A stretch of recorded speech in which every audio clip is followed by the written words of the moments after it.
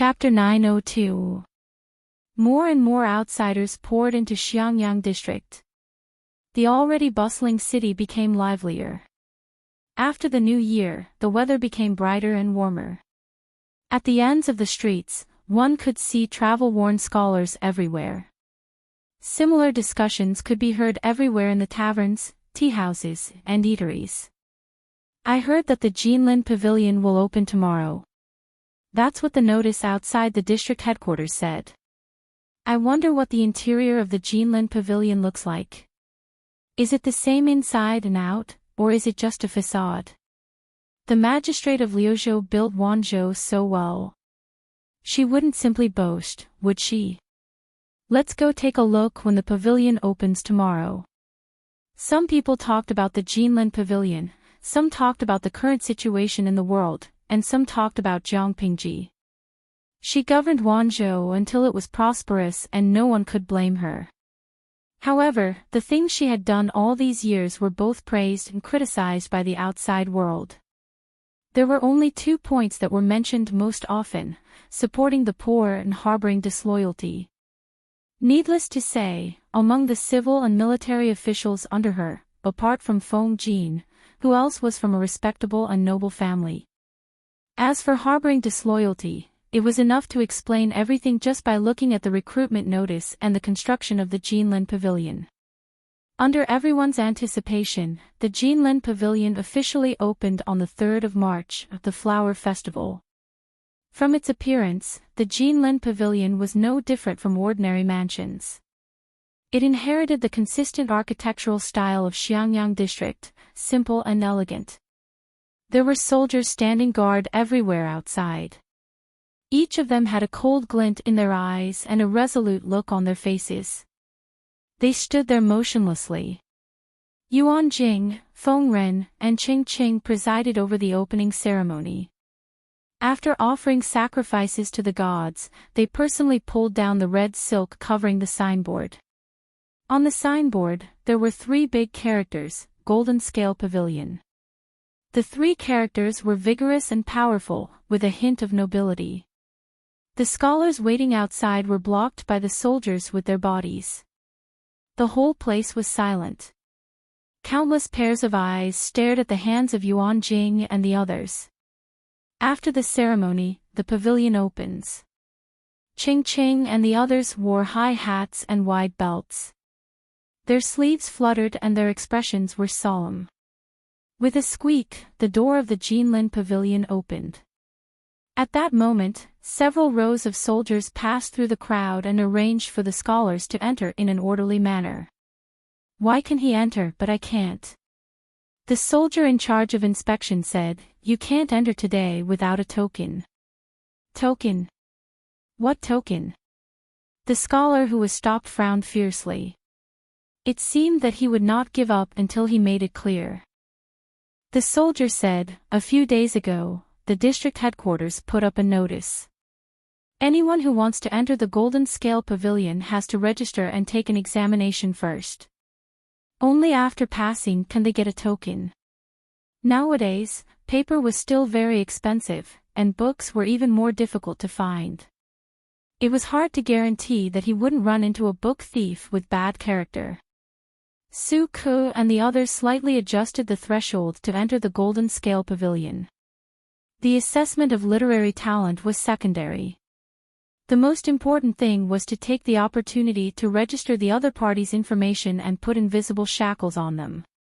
You dare to cause trouble.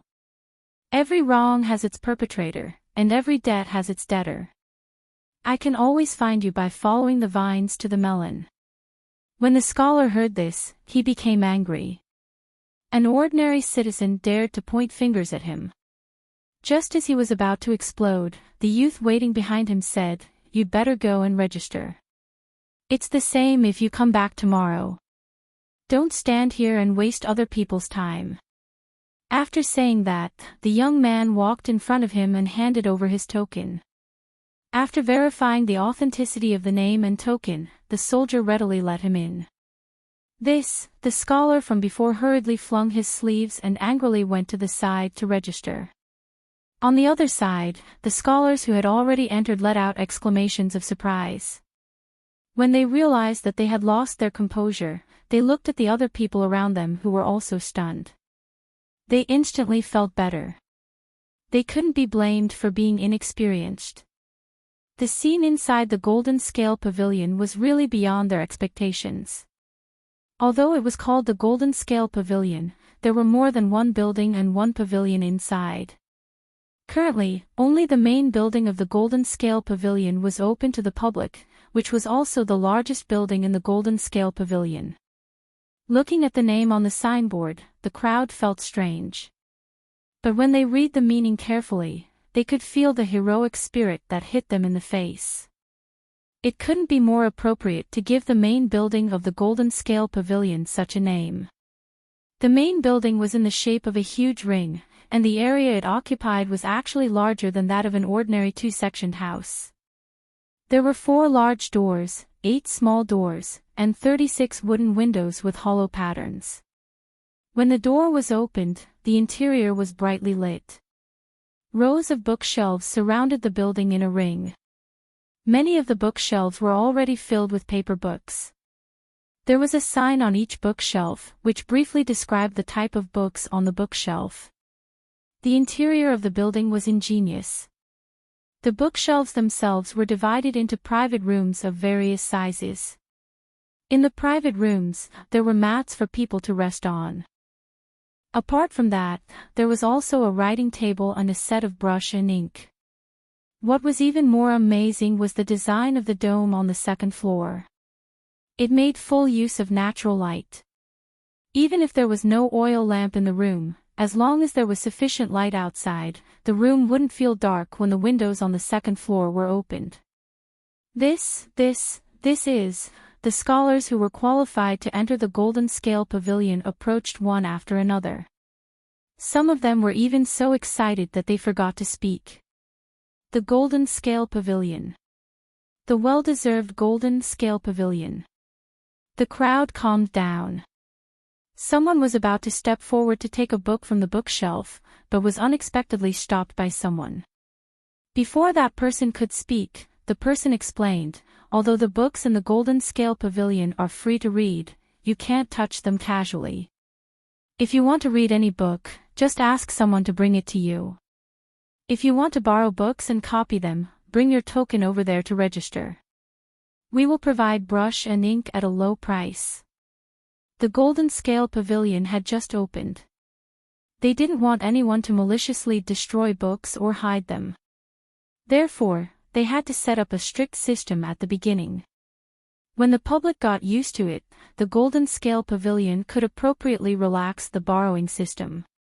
When the crowd heard this, they were a little unhappy at first. But considering the price of paper books, it was reasonable for the Golden Scale Pavilion to be stricter. There are so many books here, the manager said with a smile.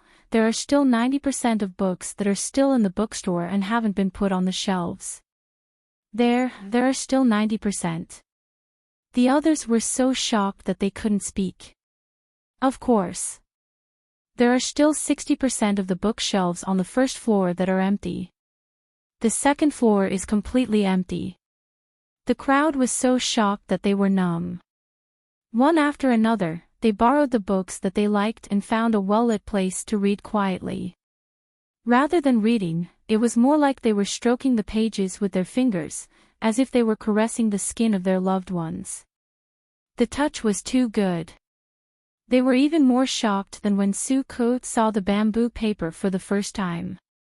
The first batch of people who entered the Golden Scale Pavilion consisted of about 100 people. Almost all of them were book lovers. They treated the thread-bound books in their hands as if they were their ancestors. Not to mention destroying them, they didn't even dare to use a little bit of force. Seeing this, the manager of the Golden Scale Pavilion heaved a sigh of relief. Not long after, someone made a request to make a copy. That person looked nervous. He was afraid that his request would be rejected. It was good enough to let people read the books for free.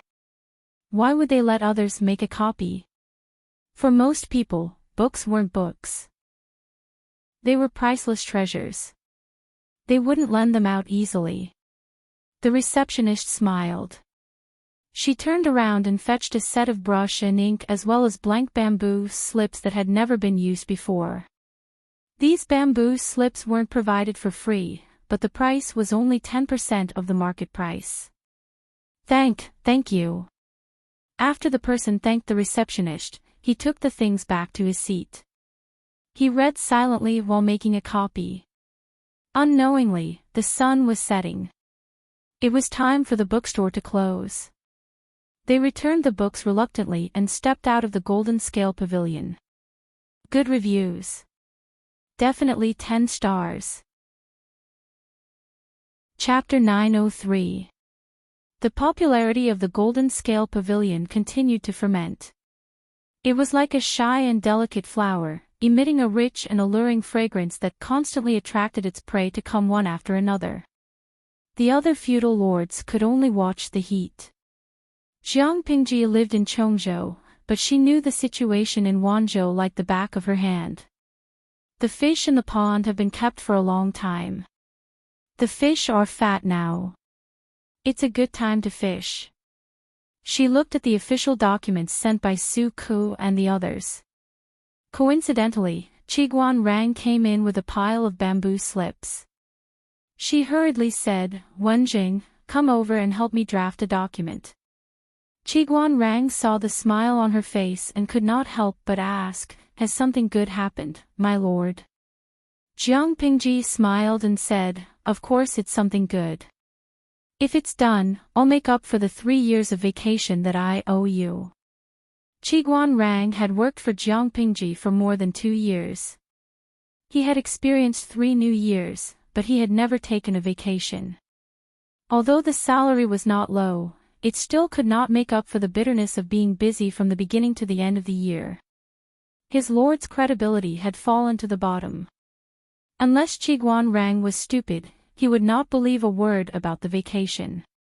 He did not believe it, but he said, "All right, I'll grind the ink now." Jiang Pingji said, "Xiaoyu and Huayu told me that as of now, there are 3,963 scholars who have borrowed books from the Golden Scale Pavilion." When Qiguan Rang heard the number, he almost dropped the pen in his hand. There are 3,963 people? To enter the Golden Scale Pavilion, one had to go through a simple assessment. Only those who passed the assessment had the right to register their name and make a token. As long as they checked the number of tokens, they could know how many people had entered the Golden Scale Pavilion. Jiang Pingji also used this method to collect basic information about the scholars. Entering and exiting the Golden Scale Pavilion, borrowing books, and copying books had to be registered. Therefore, she could know how long each person had read, which books they had read, and which books they had copied. Based on the information, she could also roughly judge whether the person was eager to learn, whether they had perseverance, and how good their foundation was. Unknowingly, most of the information about these people had been leaked. Among these people, there is no lack of talented people. I plan to recruit targeted people. Although we are also cultivating our own talents, it will still take a few years. We can't always let one of you do the work of 10 people. If you become exhausted, I will feel distressed. The so-called conscription was actually a system to promote talents. As the governor of the prefecture, Jiang Pingji naturally had the right to do so. After Qiguan Rang heard this, he snorted softly and did not comment. If his lord took pity on them, why would she owe him 3 years of leave in a row?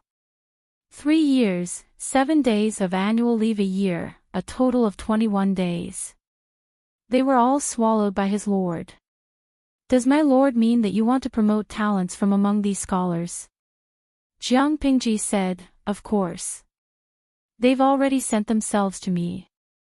How can I let them go so easily? I painstakingly built the Golden Scale Pavilion for them to study and learn for free. Could it be that I'm doing all this for someone else, so that they can rely on the other party after they grow up? We will first select those with good character and talent to alleviate the predicament of the shortage of manpower. As for the rest, you can come and go as you please.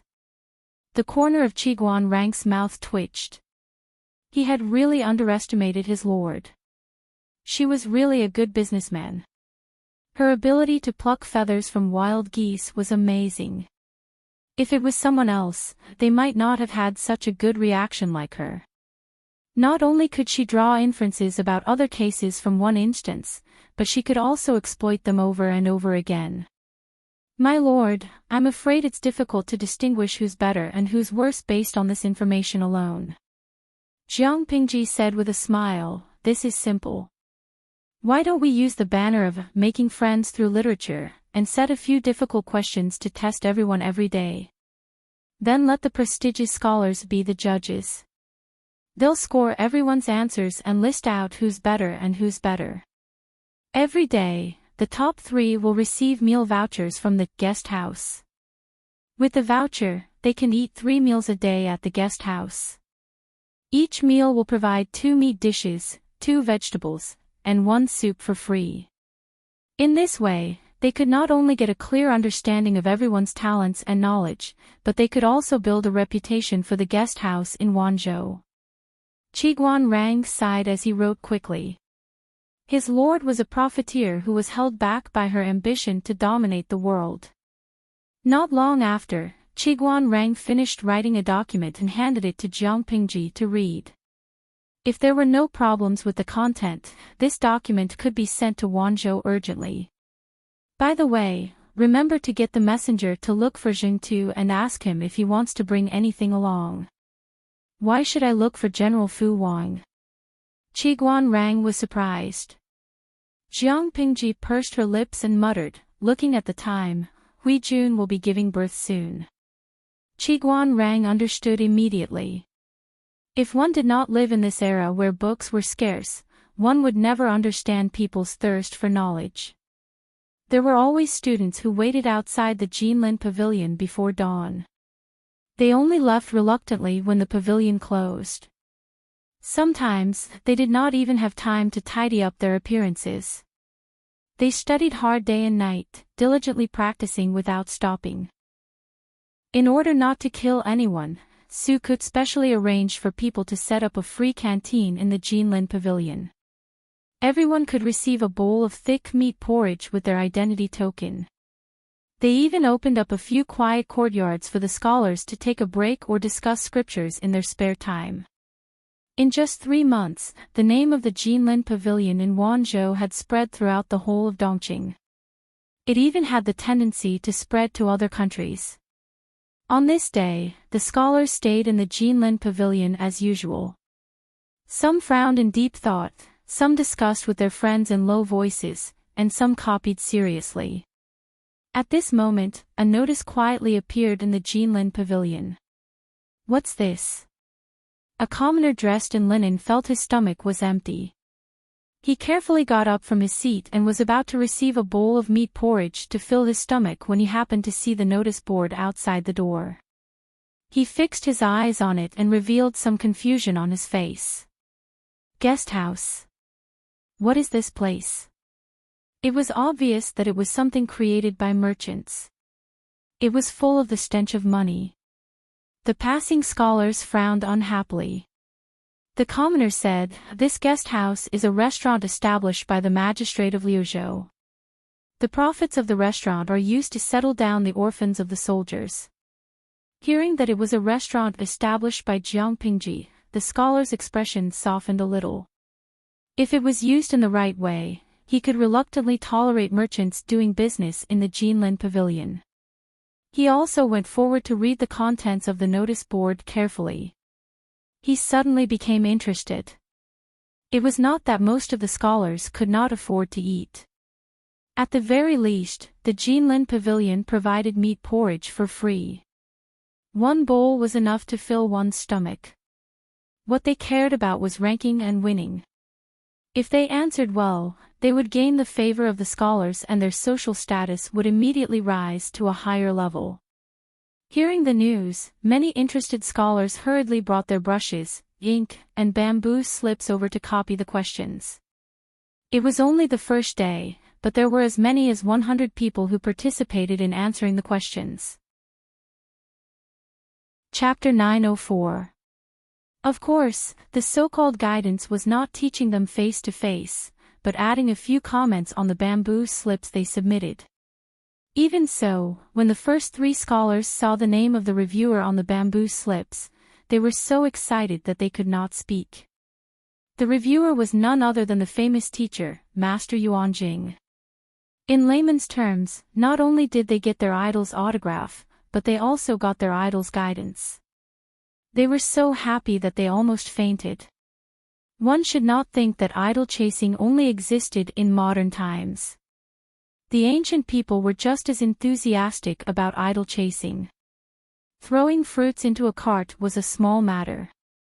There were even brainless fans who wrote poems to express their love for idol chasing every few days.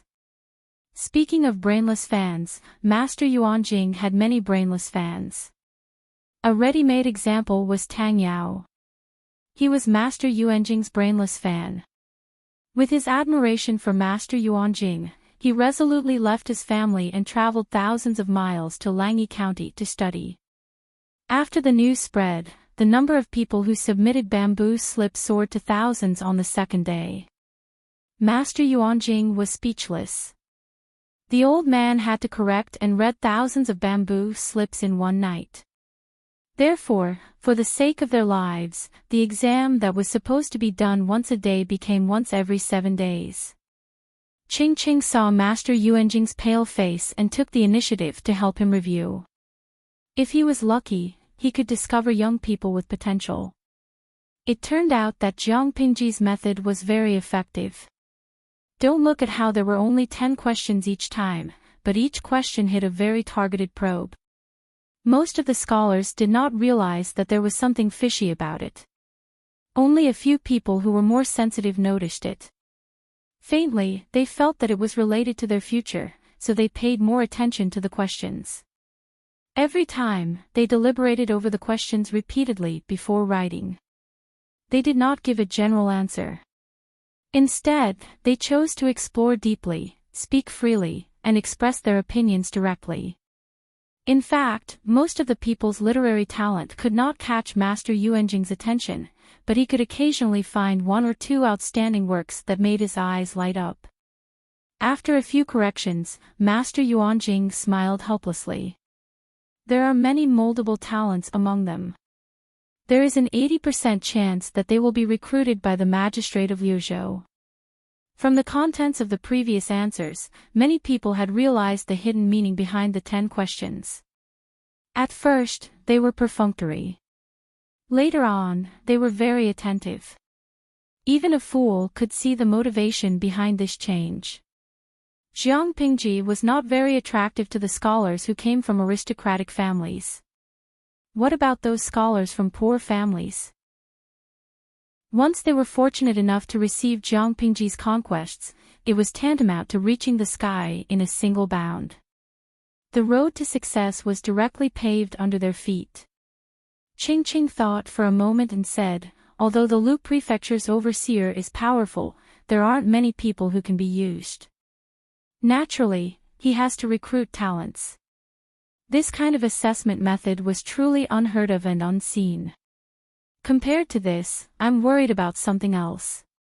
When Yuan Jing heard that, he immediately understood what Ching was worried about. Conscription was a way to promote talents. However, this was not a one-way way. It was a two-way street and did not have any coercive power. Conquests were also a form of courtesy. The conquered could gladly accept the offer, but he could also decline it. Jiang Pingji had the right to conquer someone in her territory, and that person also had the right to reject her. If they didn't accept the conquests, some people did it because they really did not want to be an official. They wanted to live in seclusion and live a carefree life. Some people wanted to gain reputation. For example, if a beautiful girl from a poor family rejected the love of a domineering CEO, the beautiful girl would instantly become famous. Of course, there was a third situation, which was to keep people in suspense. In layman's terms, some people felt that the easier it was to get, the less it would be treasured.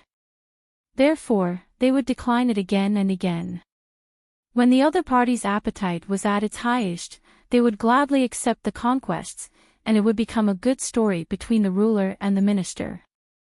Conscription not accepting was an unspoken rule in the industry. Generally, people would refuse the first time and only agree to be an official after the second or third time. Ching Ching was a little worried. Would the seedlings he favored lose their minds and play conscription in front of Jiang Pingji? Based on his understanding of the governor, he was proud. If she was rejected once, she would not do it a second time. Those who wanted to keep people in suspense would go overboard.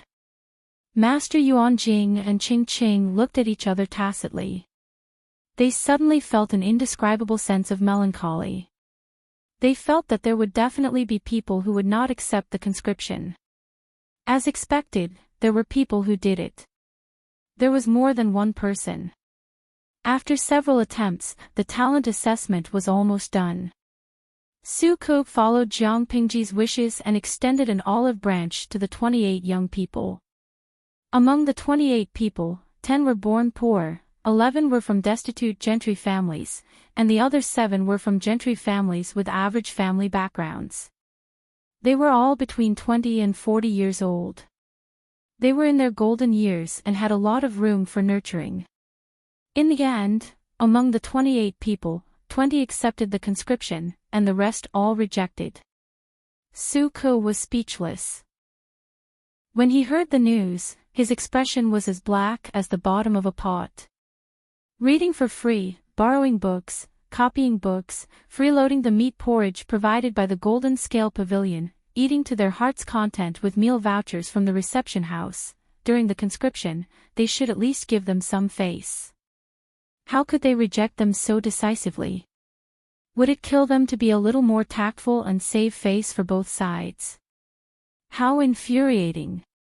Su Ke was so angry that he could not swallow his rice. Wanzhou had spent a lot of effort to select 28 people from thousands of people, but nearly 1/3 of them had rejected the conscription. At that moment, Su Ke could not help but think, just how despised was Wanzhou. What place in Dongqing could be more peaceful than here? This was already considered a paradise in troubled times, right? When other places could not afford to pay salaries, the average salary in Wanzhou was very high, okay? Benefits were also available. After the probation period, they would immediately have a car, a house, and savings. They would be at the peak of their lives. What a beautiful prospect. The only shortcoming of their master was her gender. In other conditions, she could crush the other feudal forces with 100% certainty. So what if she was a woman? Did she eat their rice? Or did these people think that the forces in Wanzhou were still grassroots and did not deserve to have a golden phoenix? Su Ke wanted to scratch his hair in frustration, but he restrained the impulse. As the chief accountant of Wanzhou and the big boss in charge of finance, he could not lose his composure. Therefore, Su Ke's mind was unusually active, but he appeared cold on the surface. He stared at the document on the table as if he was staring at an enemy. It was not until Feng Jin entered that he saw him like this that he went forward to read the contents of the document. After reading it, his brows furrowed. These people really don't know what's good for them, Su Ke said through gritted teeth. Feng Jin smiled and said, indeed. Since they didn't accept the conscription, then they should just choose someone else. There's no need to be angry. Su Ke's face was gloomy. He said, how can I not be angry? If word gets out now, won't my lord be laughed at? It was fine if 28 people were to be conscripted at once, but 8 people had rejected it. Wasn't this a slap in the face? Feng Jin said in surprise, what does this have to do with my lord being laughed at? Jin had also seen the answers of these people, and they were indeed quite talented. There's ambition in their words. I'm afraid the reason why they rejected the conscription is to build momentum and build a reputation for themselves. One more conscription will do. Suku suddenly understood, but then he said angrily, with my lord's temperament, how can she do a second conscription? Feng Jin said straightforwardly, then ignore it. There are other candidates anyway. Chapter 905. There was only one chance. If he didn't grasp it, how could he blame others for not giving him a second chance? How could that be? Feng Jin smiled and comforted Suku, in case his colleague was angered to the point of causing trouble. It wasn't that Suku didn't understand this, but he was still a little indignant. After a while, he said, no matter what, we still have to consult the Lord about this and see what she decides. Feng Jin said, of course. Even though they understood Jiang Pingji's temper and knew that she wouldn't go for a second conscription, they couldn't make decisions for her. As expected, Jiang Pingji, who was far away in Chongzhou, received the news. She was so angry that she wanted to laugh. The conscription was rejected. Since they don't think highly of me, I won't force them. Wenjing, draft a document and tell Xiaoyu what to do. Everything will be done according to the rules. Although 20 people agreed, we still don't have enough manpower. Let him continue to filter. Qiguan Rang cupped his hands in acknowledgement. No matter what reason they had for rejecting the conscription, Jiang Pingji would grant them their wish. There was only one chance, and it was always given to those who were prepared. Who would stretch out their face to be slapped a second time after being slapped in the face once? She didn't want her dignity. In the words of the Livestream viewers, one had to have the capital to be pretentious. If he wasn't Zhuge Liang, why would he bother with 3 visits to the thatched cottage? Shu Shan Yali, streamer, don't be angry. Pat your head. Luoyu treading on flowers, it's their loss to lose the chance. Without these people, there are still millions of talents waiting for the streamer. Xiao Xiao, in modern times, the streamer is like the CEO of a company. They are freshmen who applied for a job. The company has already decided to hire them, but the freshmen arrogantly rejected them. At this point, they still expect the company's CEO to personally invite them. Do they really think they're Zhuge Liang? Pia Ouyang, I realize that your focus is a little off. Isn't the focus on the streamer's method of promoting talents? The bullet screen was quickly drowned out by the sea of bullet screens. Qiguan Rang, who was at the side, stole a glance at Feng Zhen. He noticed that the latter was smiling with his eyes squinted, as if he was watching a good show from the sidelines. At noon, Qiguan Rang and Feng Zhen went out together. He lowered his voice and asked, Zhi, what were you laughing at just now? Feng Zhen held a bag of dried and pickled radishes in his hands. He ate them as he walked. He had stolen them from the Chongzhou guest house branch. It was salty with a hint of spiciness, and could be used as a snack to grind the teeth. Fortunately, Qiguan Rang wasn't Feng Jin. Otherwise, how could he stand the sight of Feng Jin chewing on dried carrots as he walked? She would definitely reprimand him for his lack of manners. Feng Jin laughed and said, if I don't laugh, am I supposed to go forward and advise my lord to be magnanimous? Of course not. Qiguan Rang furrowed his brows and said, those 8 people. What a pity. It was an unspoken rule in the industry to refuse a conquest. As long as the person wasn't uninterested in fame or looked down on others, they would usually agree to a second conquest. Feng Zhen said, don't you know the Lord's temperament? She was very clear in her heart, but she was unwilling to put down her pride and go on a second expedition. Without these 8 people, there would always be others to fill in. If the person who failed was a peerless genius who could conquer the world, he would have the resources to do so, but he was not. It's already good enough that my lord didn't curse him in her heart, let alone go on a second expedition. Qiguanrang let out a long sigh. How could he not know this? I'm afraid that my lord will be criticized and scolded for being narrow-minded. Can you tolerate such words? What he was afraid of was taking advantage of the situation and directly using his lord's gender as an excuse, saying that a woman was a woman, short-sighted and narrow-minded.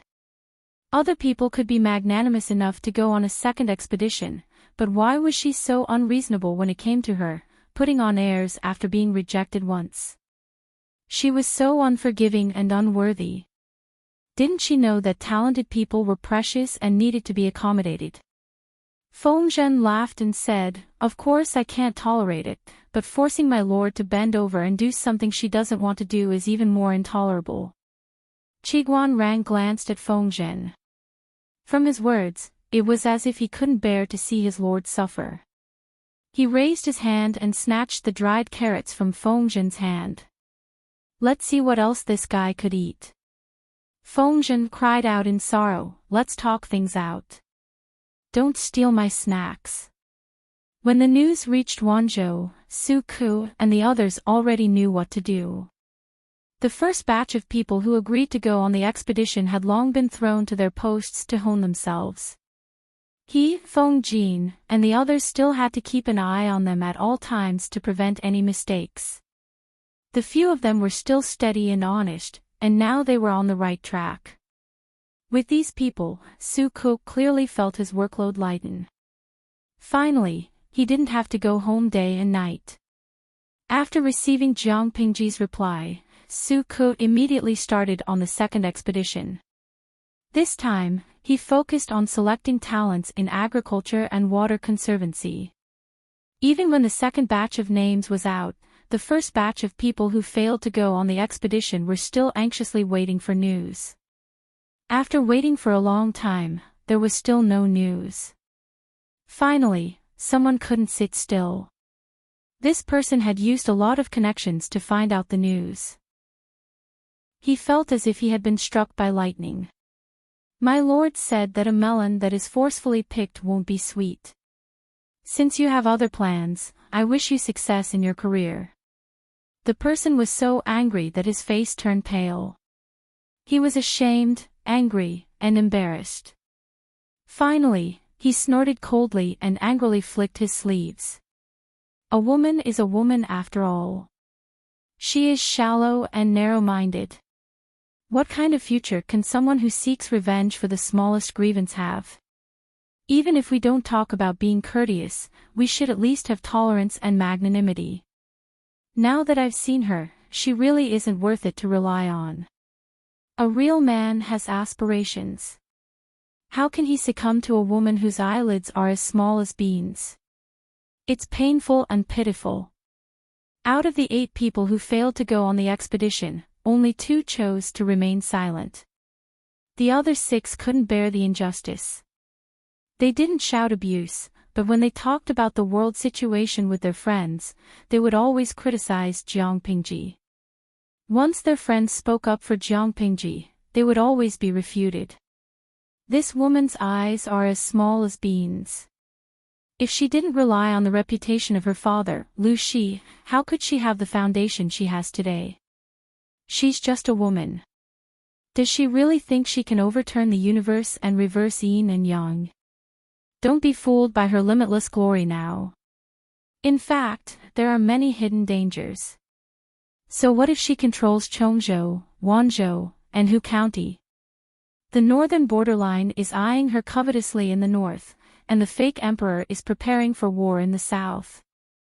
Let's wait and see how long this ignorant woman can be arrogant. Most of the literati cared about their reputation. Even if they didn't say anything, they wouldn't scold her for getting free food, drinks, and books. These people were particularly unconventional and stood out from the crowd. The establishment of the Jinling Pavilion in Wanzhou attracted many scholars to flock there. These people stimulated the domestic demand of the economy.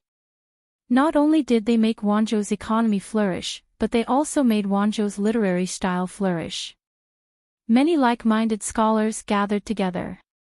They either discussed poetry, gave advice on the country, or recited poems and paintings. The literary atmosphere was strong.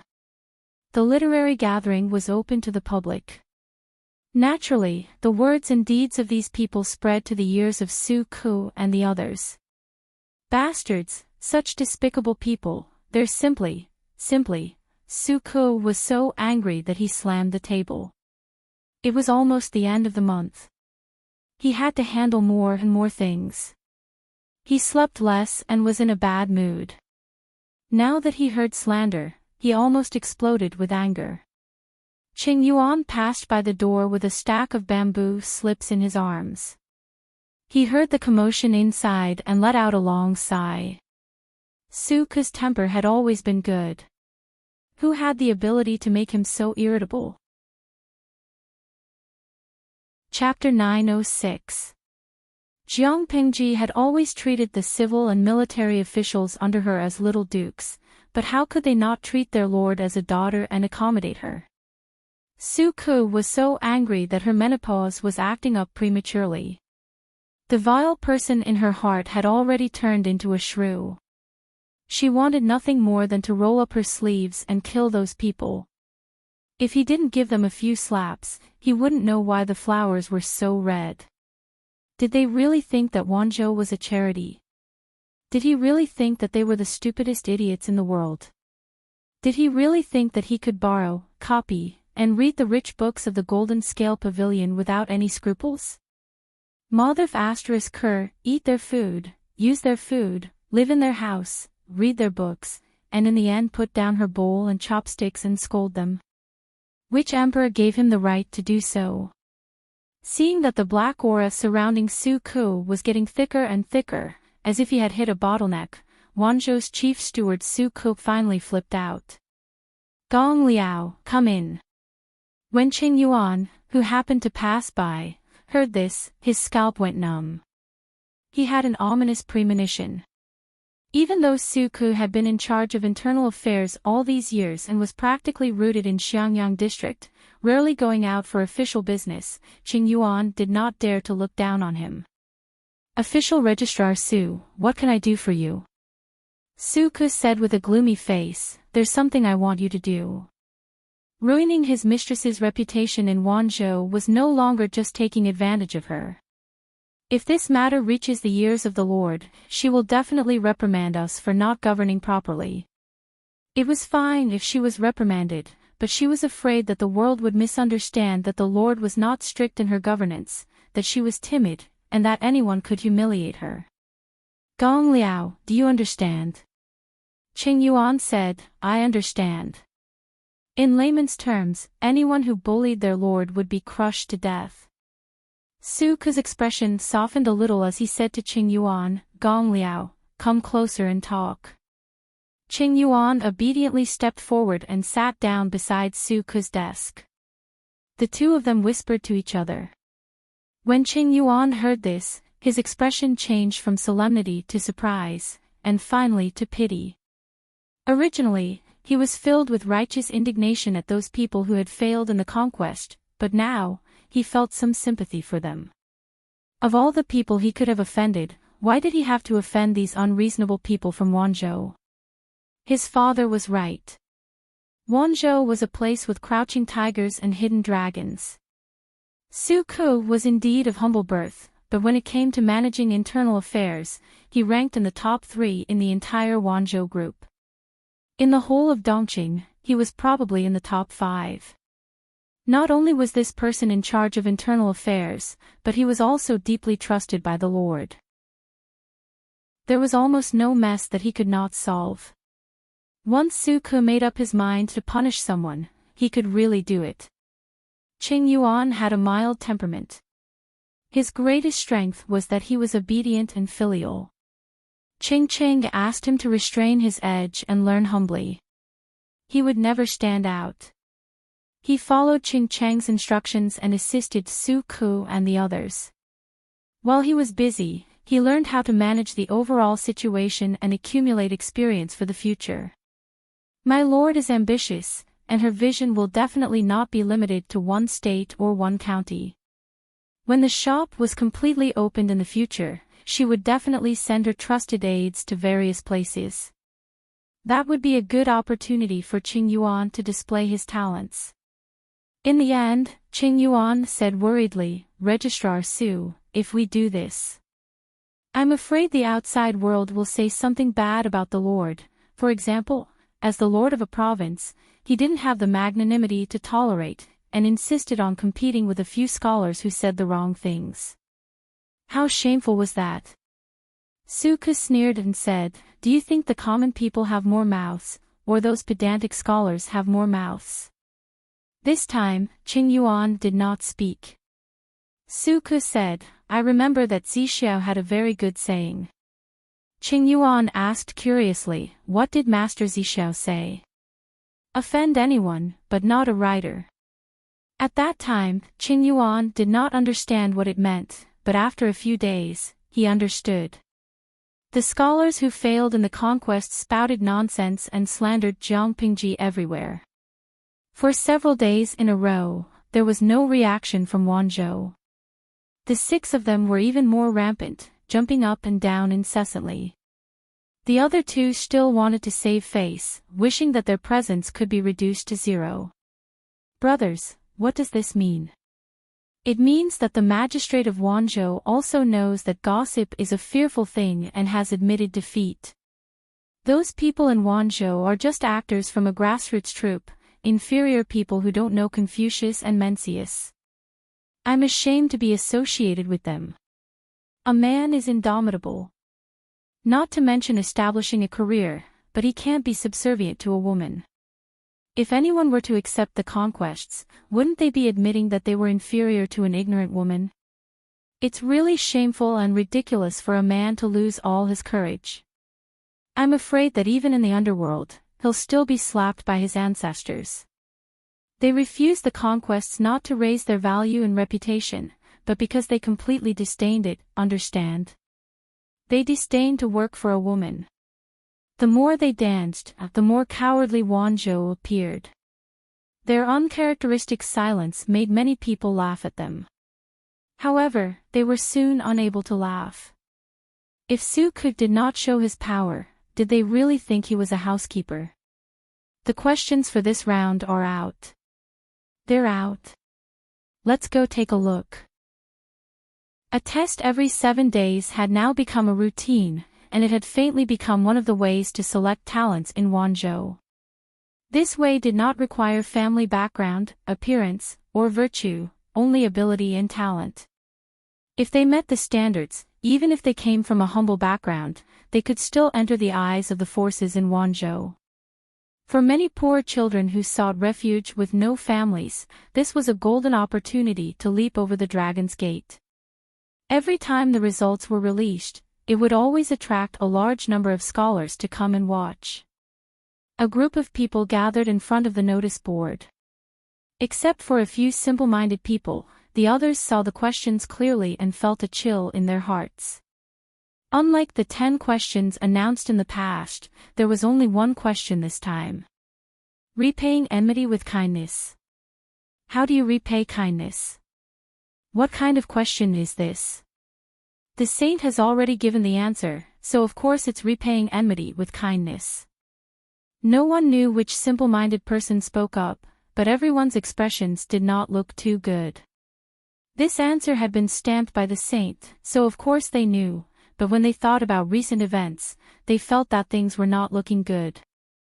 How is this a test? It's clearly a declaration of war, someone couldn't help but mutter. What declaration of war? There were quite a lot of simple-minded people. They only cared about being top students and didn't hear the gossip of the outside world. Sigh. Wanzhou is clearly telling others that they want to repay enmity with kindness. Not to mention anything else, at least Wanzhou had built the Golden Scale Pavilion and provided tens of thousands of books for them to read for free. Was this not kindness? Many people received kindness but did not know how to be grateful and shamelessly made a false accusation. Was this not resentment? Therefore, Wanzhou could not be blamed for choosing to repay enmity directly to get back at them. They could only blame the ungrateful ingrates for being too arrogant. Naturally, the 6 people had also seen the contents of the notice. Except for the 3 scholars from poor families who were anxious, the other 3 did not take it to heart. If Wanzhou really had the ability, they could have just sent people to arrest them. Why did they have to take such a roundabout route?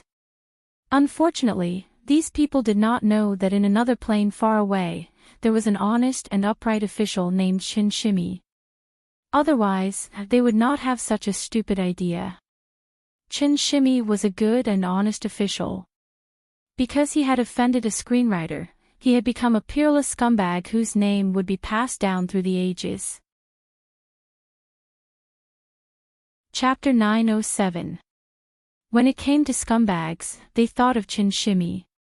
They thought of how he abandoned his wife and son in order to curry favor with the rich and powerful. He could be said to be the representative of scumbags since ancient times. How many people knew that not only did Qin Shimi not abandon his wife and son, but he was also an honest, upright, and outspoken official? This was the power of scholars.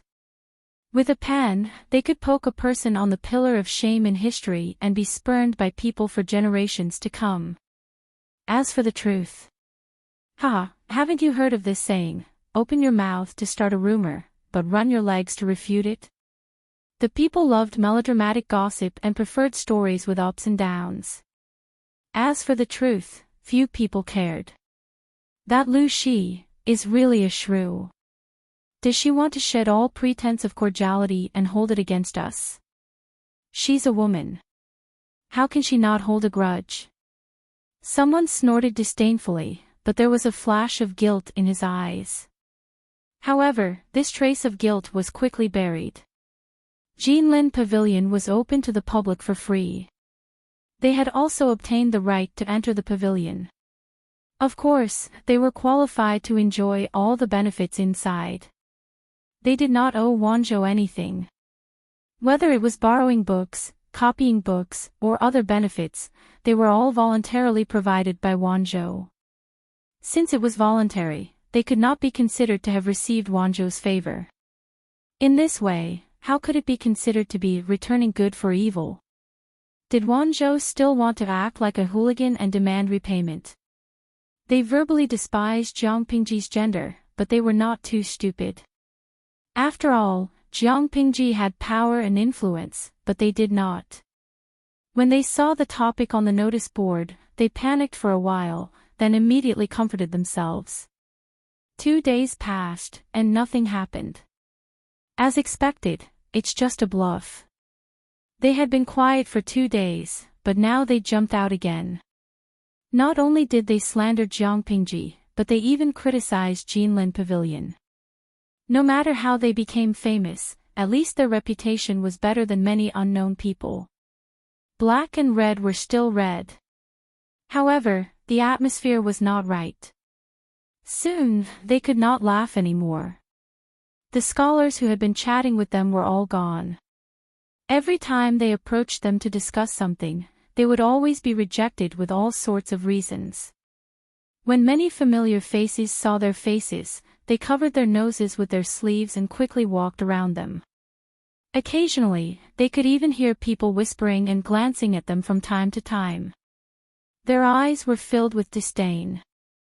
My dear brothers, in the courtyard of the poetry meet, he saw a few friends sitting on the ground in the distance. Everyone had a satisfied smile on their faces, as though they were discussing something. One of them came forward, but before he could bow, the others scattered like birds and beasts. That person stood rooted to the ground like a block of wood. His face turned red and then green. He was both embarrassed and angry. With great difficulty, he managed to stop a young, thin, and weak scholar and interrogate him. No matter what, he was still a fighter who dared to fight against power. Why did others treat him like this? The scholar said, "You still don't know what happened? I've been focused on studying the ancient books these days. How could I have the time to care about what's going on outside? There were too many good books in the Golden Scale Pavilion, and he always felt that he didn't have enough time to study. When the scholar from a poor family heard this, the disdain in the depths of his eyes deepened. Before he could react, the scholar said, "If you don't know, you can go to the golden scale market for a while and you'll know." After saying this, the scholar from a poor family was afraid that others would see him mingling with him, so he hurriedly left. The Golden Scale Market was a commercial market not far from the Golden Scale Pavilion. It was also specially built by Jiang Pingji. The Golden Scale Pavilion brought a large flow of people, which was an excellent business opportunity. The flow of people was huge, and the business was prosperous. Many people embarked on the road to becoming rich. The Golden Scale Market was full of shops. This was an era where entertainment was lacking. Only Wanzhou had some variety. Many scholars liked to listen to storytellers there. Under Wei Si's leadership, the storytelling industry in Wanzhou was under the unified jurisdiction of the government. The industry rules were strict. He even found a few talented novelists who specialized in collecting current affairs and gossip. He asked them to compile them into novels and use the storytellers' mouths to tell them to the people. He also set a rule: absolutely no one could say anything unfavorable to Jiang Pingji, not even half a word. Of course, they could not be overly exaggerated. They tried their best to let the people understand a real lord. Wei Si used entertainment to control public opinion, and now it was beginning to show results. The people loved their Wanzhou magistrate very much. There were even unmarried women who cried and shouted that they wanted to marry her, even if she was a woman. This meme was even adapted into a script by the novelist. It became the most popular novel in Wanzhou for a time. Probably because the novelist's literary talent was too good, many people were moved to tears. Say, why can't lovers be together in the end? So what if they are both women? Infatuated people should be treated gently. Stories like this made the bystanders dumbfounded. However, the dumbfounded protagonist today was someone else. That person heard the words of the scholar and hurried to the Golden Scale Market. When he passed by a tea house, he suddenly heard his name. He looked in the direction of the voice and saw many people surrounding the tea house. A storyteller in a scholarly robe was telling a story with great emotion. He stood still and listened for a while. His expression became darker and darker. After a long time, the storyteller patted the ruler and said, "If you want to know more, listen to the next chapter." After saying that, he returned to his seat and drank a mouthful of tea to moisten his lips. The people nearby wailed, "You old man, aren't you a little too disloyal? Why are you deliberately blocking here and making people unable to go up or down? That's right, finish it in one go. If you don't finish, I feel like there's a cat scratching at my heart. Sigh, I can't sleep today. Even storytellers can't be so broken. You're obviously deliberately leaving people hanging. One day, with a knife in hand, I'll kill all the sequence-breaking dogs in the world." The storyteller raised his eyelids and said, "How is it that I'm unwilling to speak? It's clearly that I haven't gotten the manuscript for the next chapter." The people fell silent, but after a moment, they were filled with righteous indignation again. "That Zhao Kuang is really shameless. He holds his bowl to eat and then puts it down to curse. Even the women in the brothel wouldn't be so shameless." Hey! I'm not happy when you say that. What's wrong with the women in the brothel? They give money in one hand and take off their pants in the other. It's a proper transaction. They're not like those people, each more shameless than the other. It's just like the book said. More than 10 years of sage books have been learned by the dog. When Zhao Kuang, who was outside the tea house, heard this, his chest tightened and he almost vomited blood. He hurriedly grabbed someone to ask about the contents of the book. That person was also enthusiastic and opened his mouth. A young man named Xiao Kuang heard that a free academy had opened in another country. He and 5 like-minded friends went there to study. Unexpectedly, they encountered bandits and the 6 of them got separated. Xiao Kuang was also lucky. He was saved by a simple tree demon in the mountains. Xiao Kuang was surprised by the beauty of the tree demon. He used flowery words to trick the tree demon into liking him and coaxed the simple tree demon to follow him. Little did he know that Xiao Kuang already had a wife in his hometown. A few days later, Xiao Kuang continued on his journey with the money provided by the tree demon. When he arrived at the academy, Xiao Kuang squandered without restraint. He pretended to be a noble son of an aristocratic family and gained the favor of a great scholar surnamed Liu.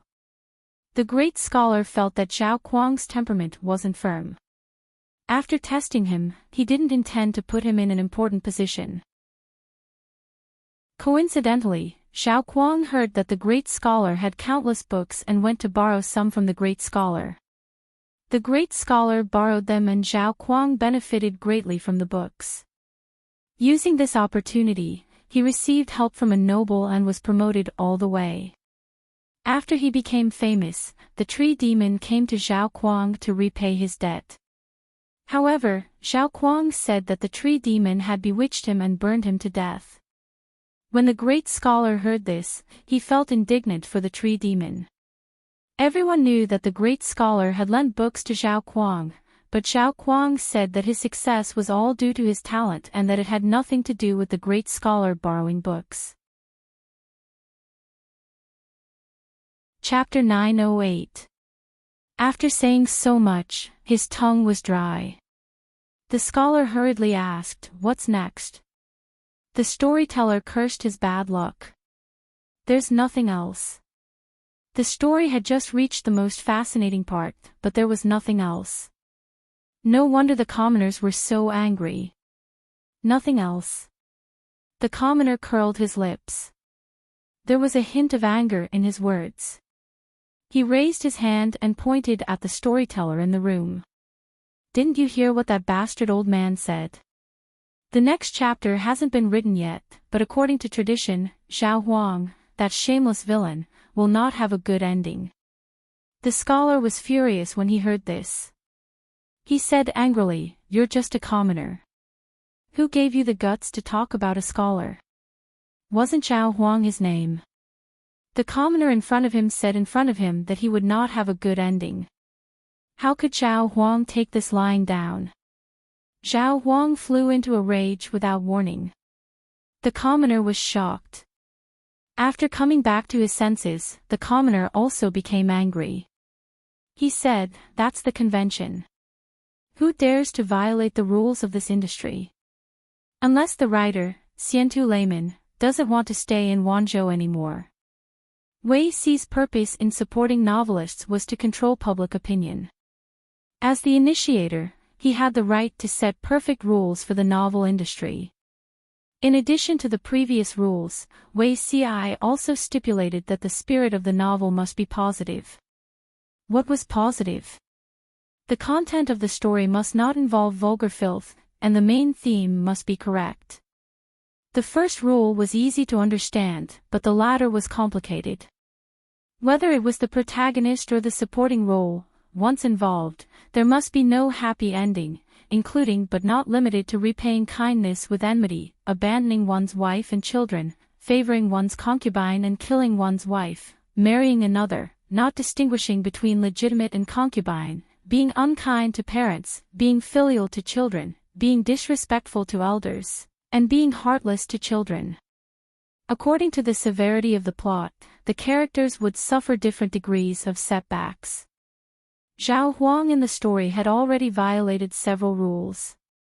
According to the rules of the industry, Xiao Huang's ending would not be good. The commoners kept up with the updates for several days. Their dislike of Xiao Huang had reached its peak. As the plot developed, the tree demon and great scholar Liu were also in danger because of Xiao Huang's framing. They were having a good time listening to the novel. Next, the wicked would get fancy retribution, but there was nothing below. The real-life version of Zhao Huang was furious. What the hell was Xiantu Layman?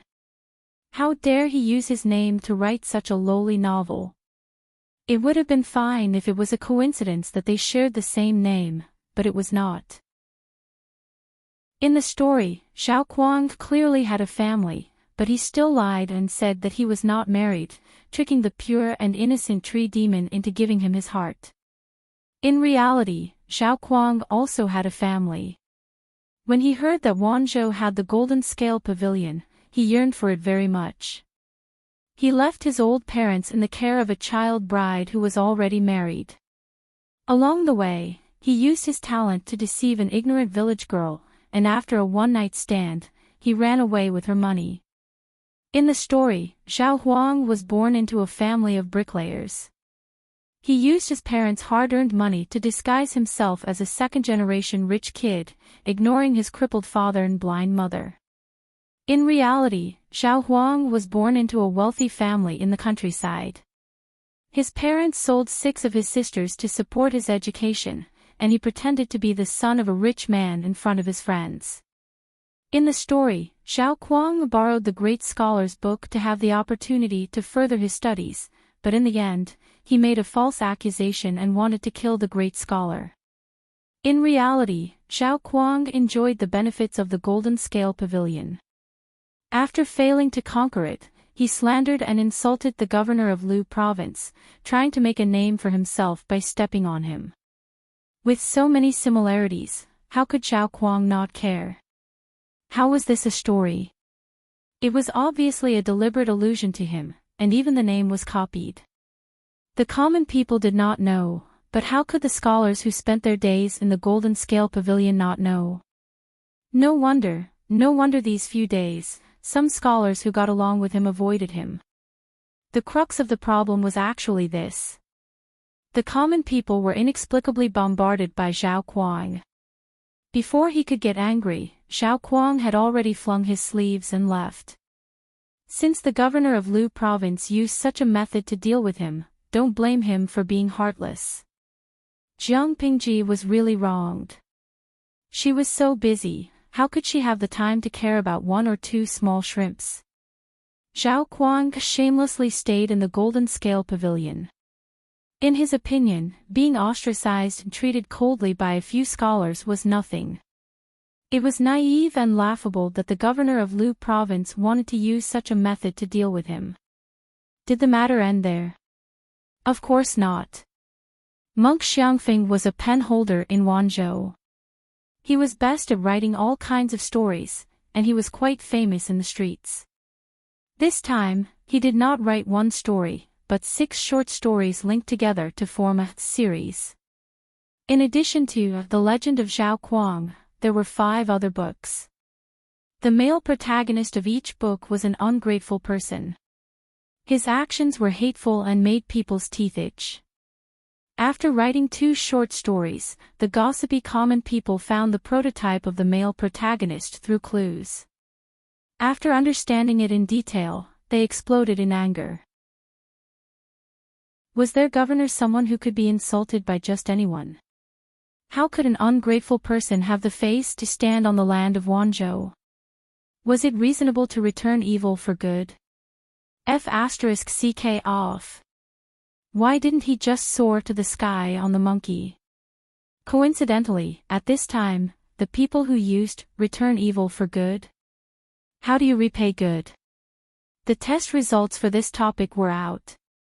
Zhao Huang and the others wanted to cry but had no tears. They discovered that many scholars used their incident as an example. Their words were harsh and merciless. The situation continued to worsen. The landlord of the folk house, a small temple, cannot accommodate a great Buddha. I don't want the rent for 10 days. Let's go, let's go. The waiter of the tea house, we are all serious businessmen. We only do business as human beings, not animals. Don't block the way. The manager of the restaurant, I'm sorry, sir. There's a sign in front of the door. Our land is barren and unruly, full of wicked people. Two strong men with thick arms and wooden mallets stood at the door. Two pairs of tiger eyes stared at them fiercely, like wild beasts looking for food. Not to mention the tea house, the wine shop, the street vendors, even the brothel, which welcomed everyone, did not entertain them. One of them was particularly unlucky. One night, he went to the brothel to seek pleasure. The next day, he woke up to find that his buttocks were in pain. There were even streaks of blood hanging from them. Not only did he fail to pluck flowers for pleasure, his chrysanthemum was stolen by some bastard. They underestimated the respect and love the people of Wanzhou had for Jiang Pingji and the influence of public opinion. Seeing their reputation destroyed, they could only flee with their tails between their legs in the end. Although they left, their story continued to spread in Wanzhou. It was even exported to Chongzhou, Hu County, and other places. 2 months later, Jiang Pingji happened to find out about it. She was almost amused by Su Ke's actions. Jiang Pingji said to Fengzhen, "Xiaoyu, you don't have to be so angry. They're just a few scholars who don't know how to appreciate favors.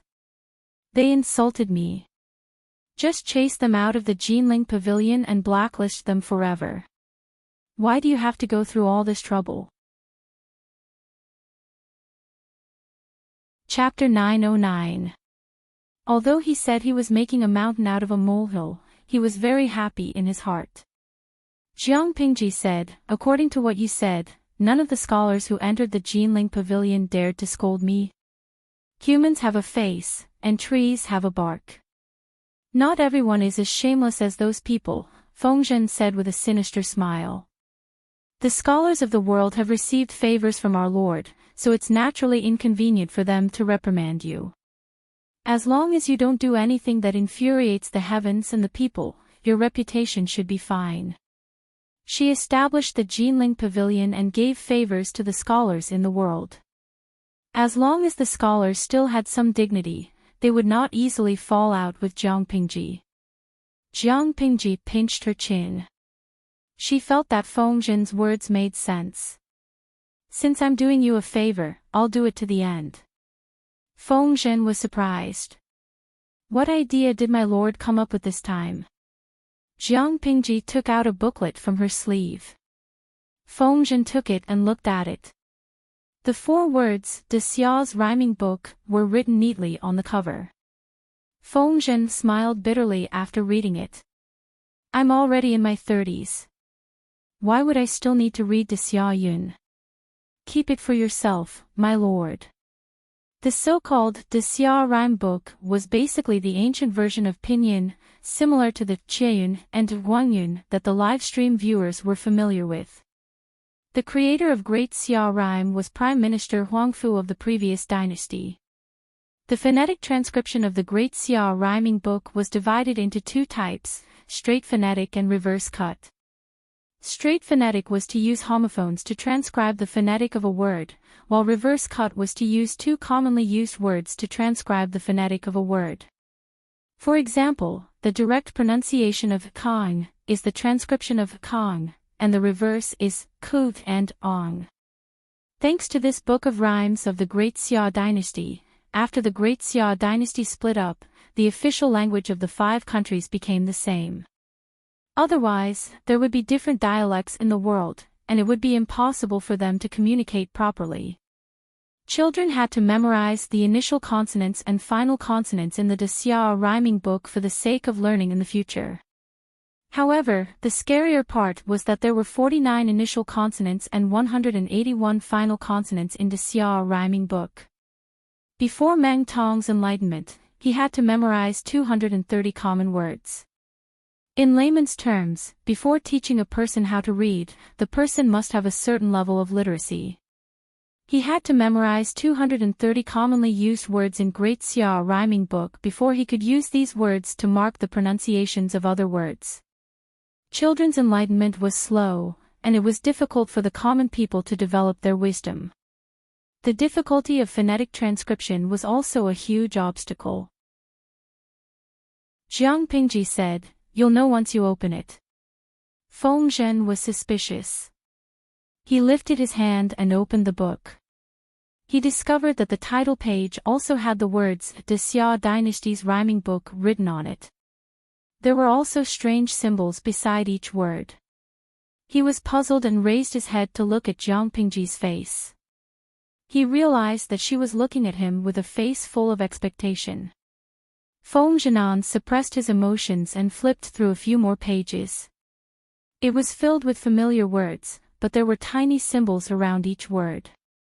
He was puzzled. Could it be that the secret lied in these symbols? Feng Zhen thought about it and began to carefully search for the similarities between these symbols. Indeed, he really did find some patterns. The more he searched, the more frightened Feng Zhen became. It was rare for Longzi to put his heart and soul into something, and the audience in the live broadcast room was also writing at a great speed. Why?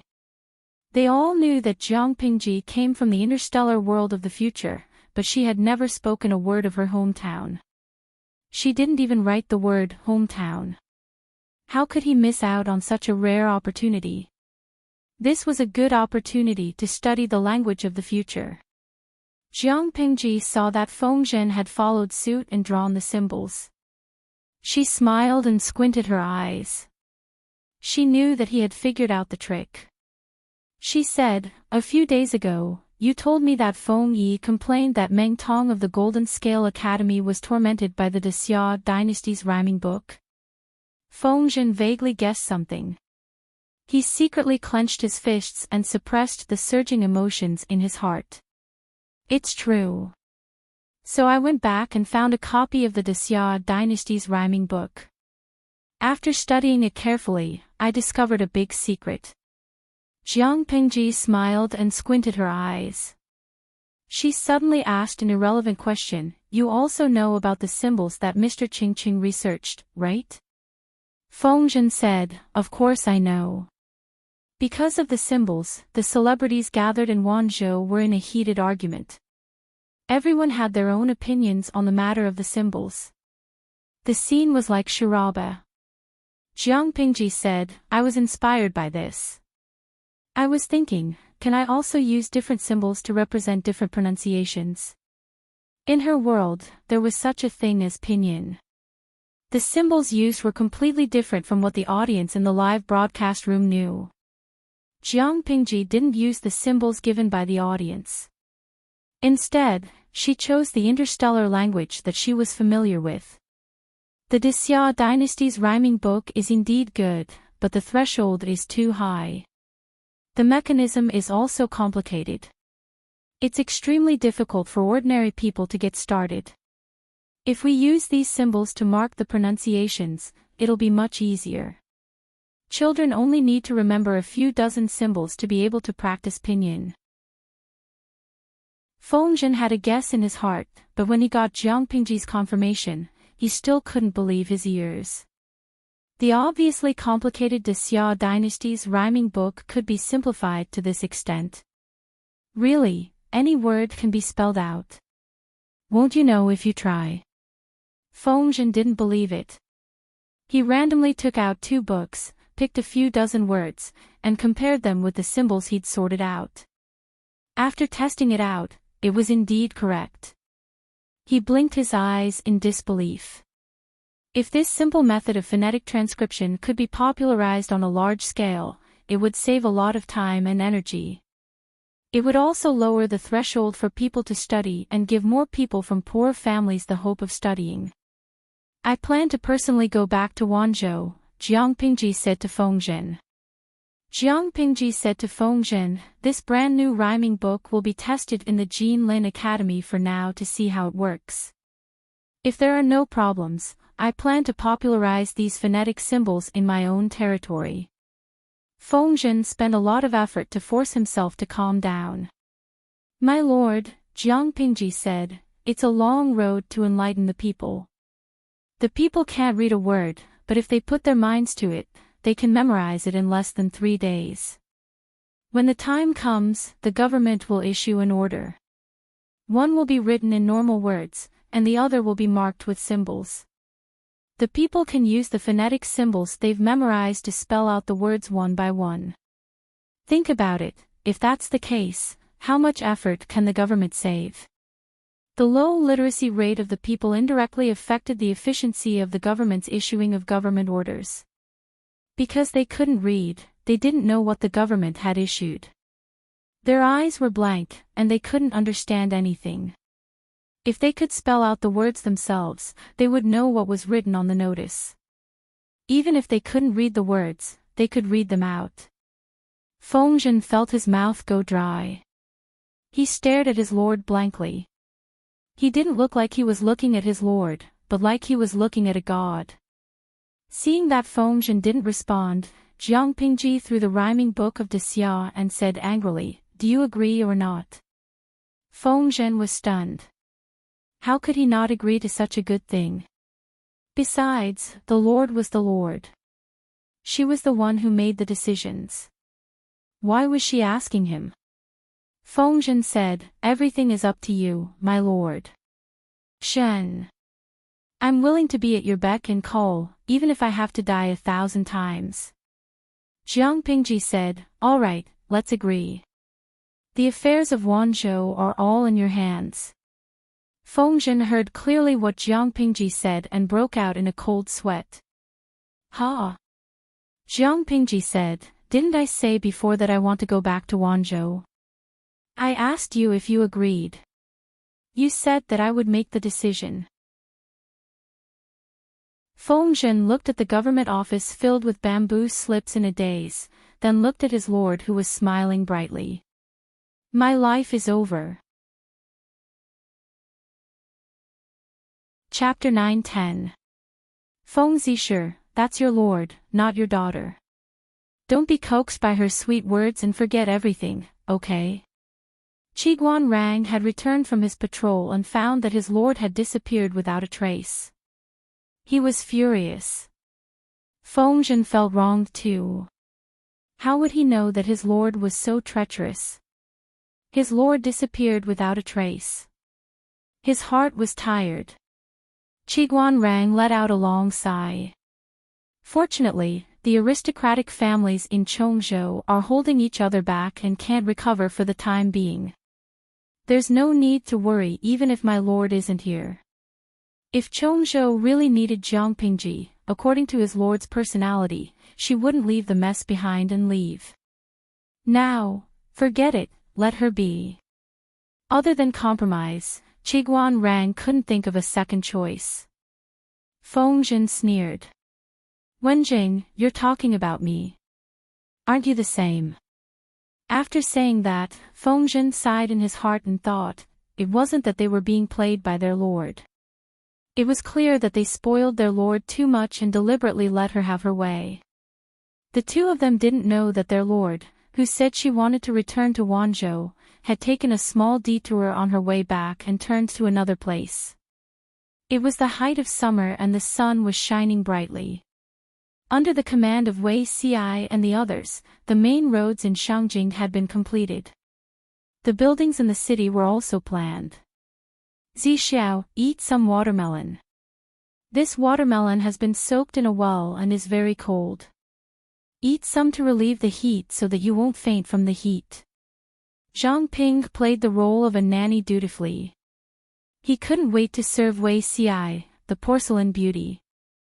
Wei Xi looked up at the sound and took a plate of watermelon from Zhang Ping. The skin was peeled off and the flesh was cut into evenly sized pieces.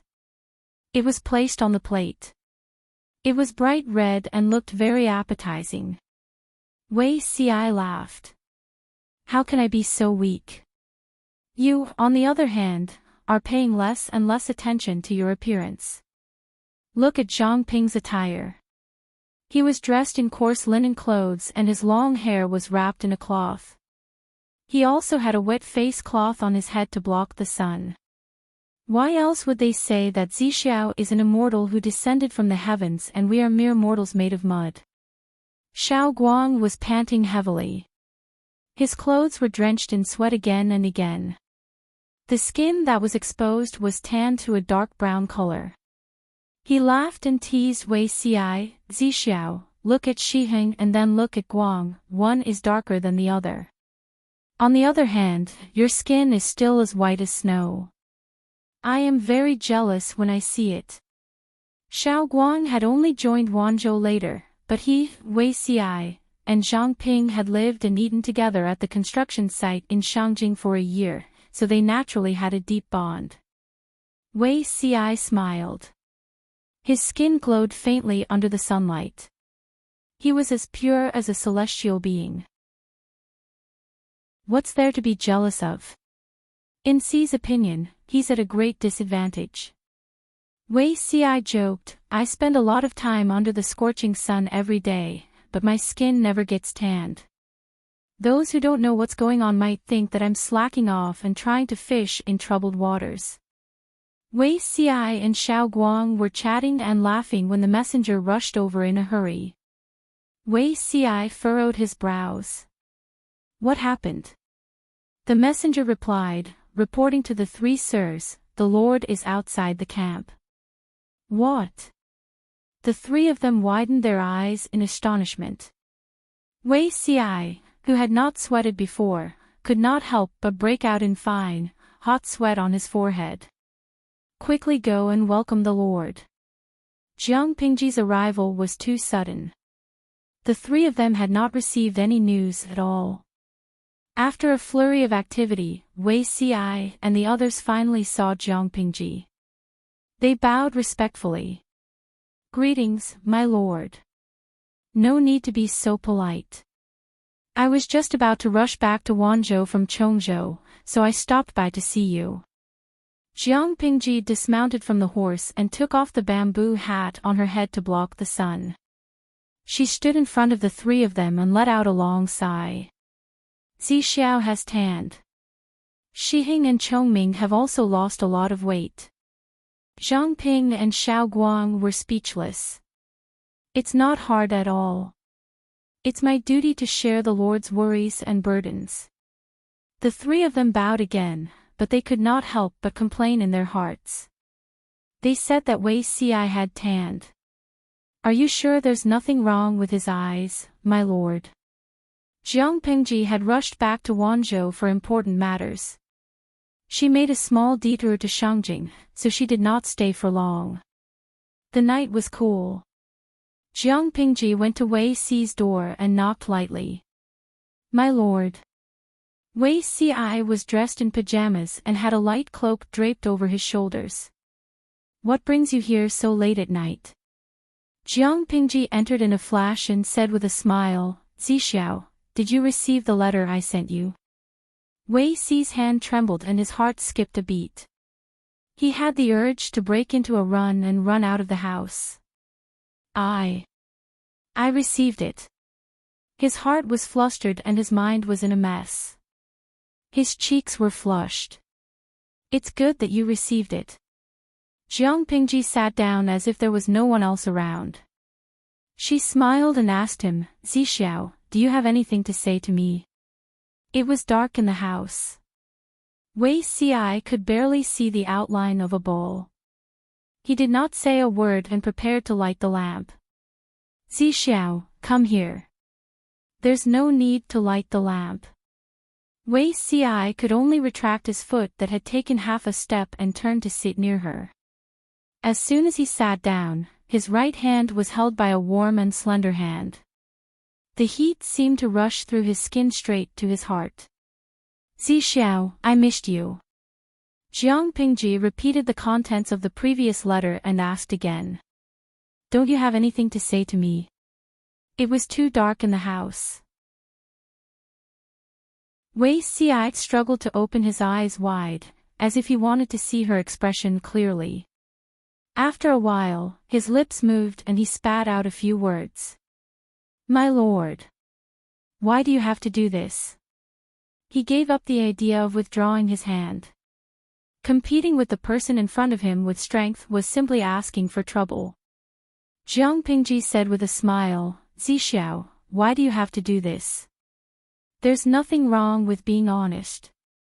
Wei Xi was about to speak when a figure rushed into his arms. Before he could react, he had already been pushed onto the mat. At this moment, his heartbeat showed signs of breaking through the limit. Don't move. Let me lean on you. Her voice was a little weak. He rarely heard it. Even during the most dangerous times in his previous life, Her Majesty was so stubborn that she refused to give in. Those who provoked her would be killed. Those who blocked her would be slaughtered. Wei Ci was in a daze. Two arms wrapped around his neck. He was so scared that he did not dare to move. How did this look like weakness? Suddenly, 4 words popped up in his mind, showing weakness to the enemy. After a while, Wei Ci listened to the person on top of him speak. I have a frog that I really, really like. Unfortunately, I can't bear to put a lid on it. I'll keep it for the time being. Wei Ci was dumbfounded. After a while, Jiang Pingji still had no intention of getting up. My lord, this is improper. Jiang Pingji said, what are you worried about, Zixiao? Wei Ci fell into silence. He said, my lord is a smart person. How can you not understand? No matter what, he just didn't want to become a stain and weakness for her again.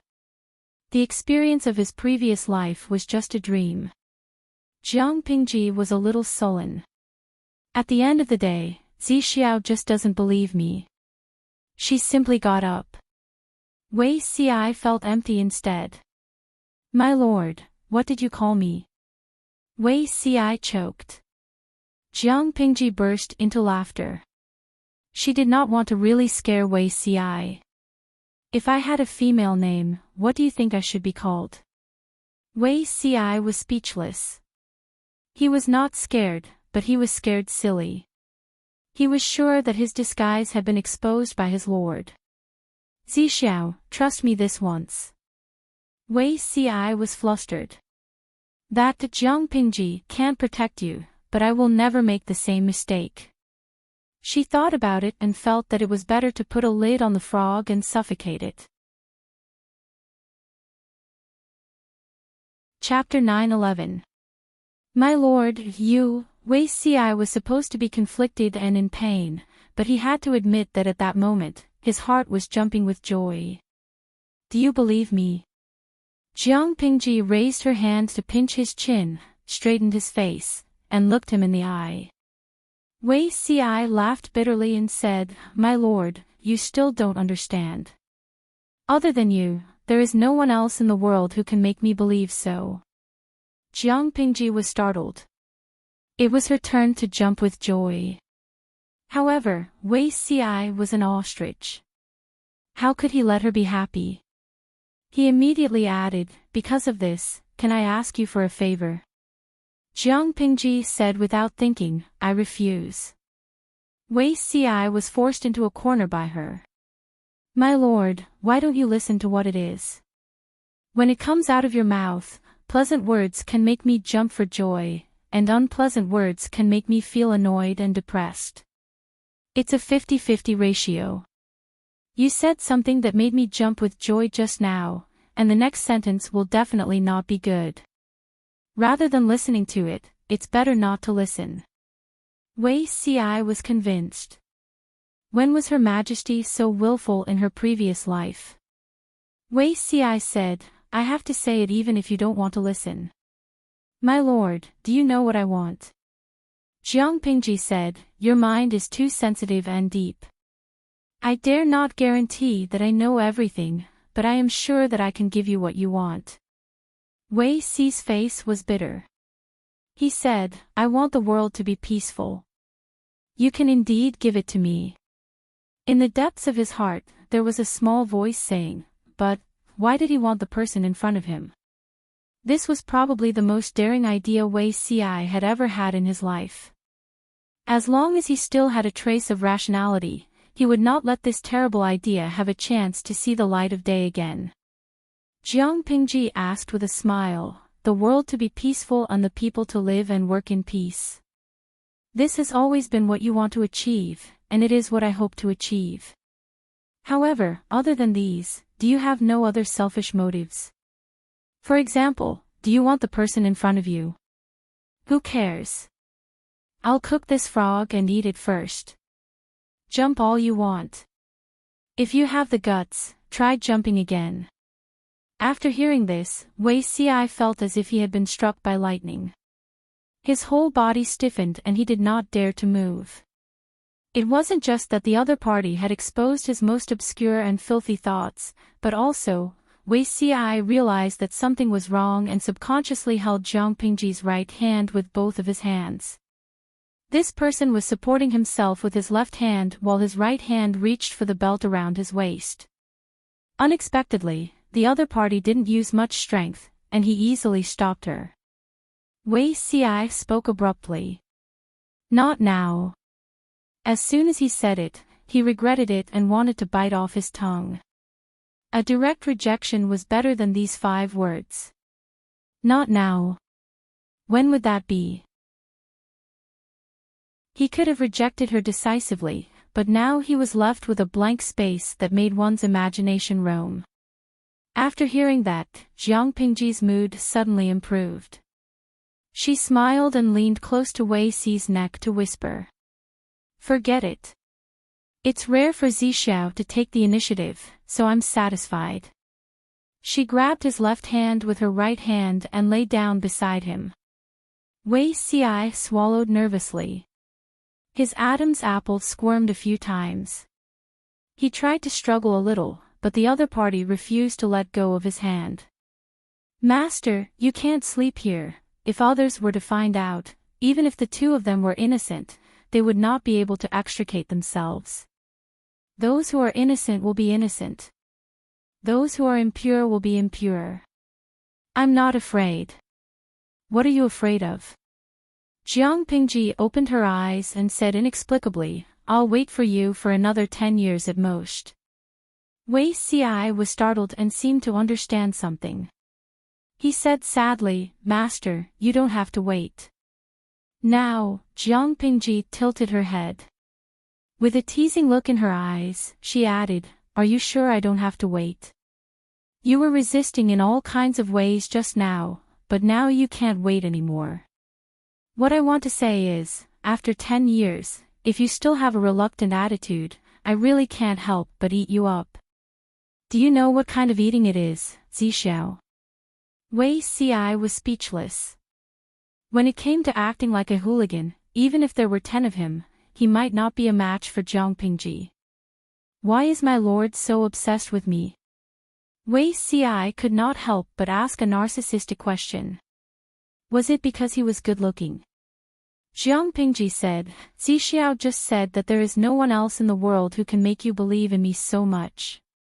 Then I also want to say that there is no one else in the world who can make me feel so compatible with you. I have very high requirements. I either don't want anyone, or I want the best and most suitable person. I think you are that person. The room was pitch black and the surroundings were quiet. Wei Xi had never been so excited before. His heart seemed to want to jump out of his throat. He was an adult in both his previous and current lives, but now he felt the nervousness of a young man who had his first awakening of love. All these emotions kept him together.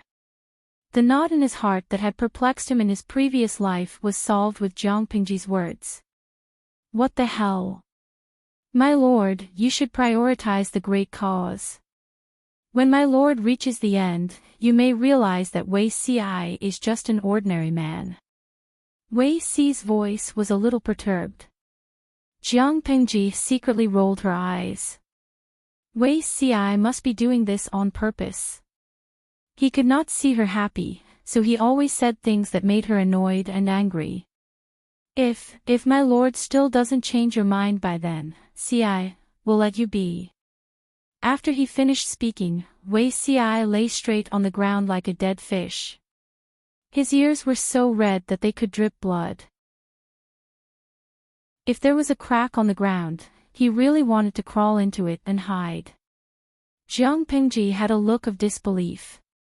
Did she just trigger a hidden plot? But before that, my lord, you should still be careful between men and women. Wei Si's last sentence dampened her spirits. She pouted and did not care what Wei Si said. After today, she did not know when they would meet again. Was she not allowed to see more? After a while, Wei Si asked her softly, "My lord, do you have any plans for the next 2 years?" After a while, Wei Si asked her softly, "My lord, do you have any plans for the next 2 years?" I'm afraid that after 2 years, the situation will change drastically. There were too many changes in the past and present lives, but Wei Si knew the capabilities of the feudal lords. His lord's recuperation for 2 years meant that she could not intervene in the war. She could only stay in the north, which gave the feudal lords a chance to develop their power. He said, "The Su brothers come from famous families and are all ambitious. Zhe County has abundant provisions and has a geographical advantage. They can rely on this place to gather talents and have a bright future. Yang Jian's son, Yang Tao. He alone is not a threat, but Yan Lin by his side is not easy to deal with. With Yan Lin's assistance, Yang Tao may be able to take over the false emperor's foundation. His future is limitless. And that Huang Song, my lord, you are brothers with him, but..." Before Wei Si could finish, Jiang Pingji sneered and said, "Sharpening the knife will not delay the work of cutting firewood. What are we afraid of? After we take care of the northern borderline, we'll deal with them later. Not to mention 2 years, even if it's 20 years, we'll still beat them until they cry for their parents." Jiang Pingji's power was concentrated in the north, and the surrounding areas were all difficult to deal with.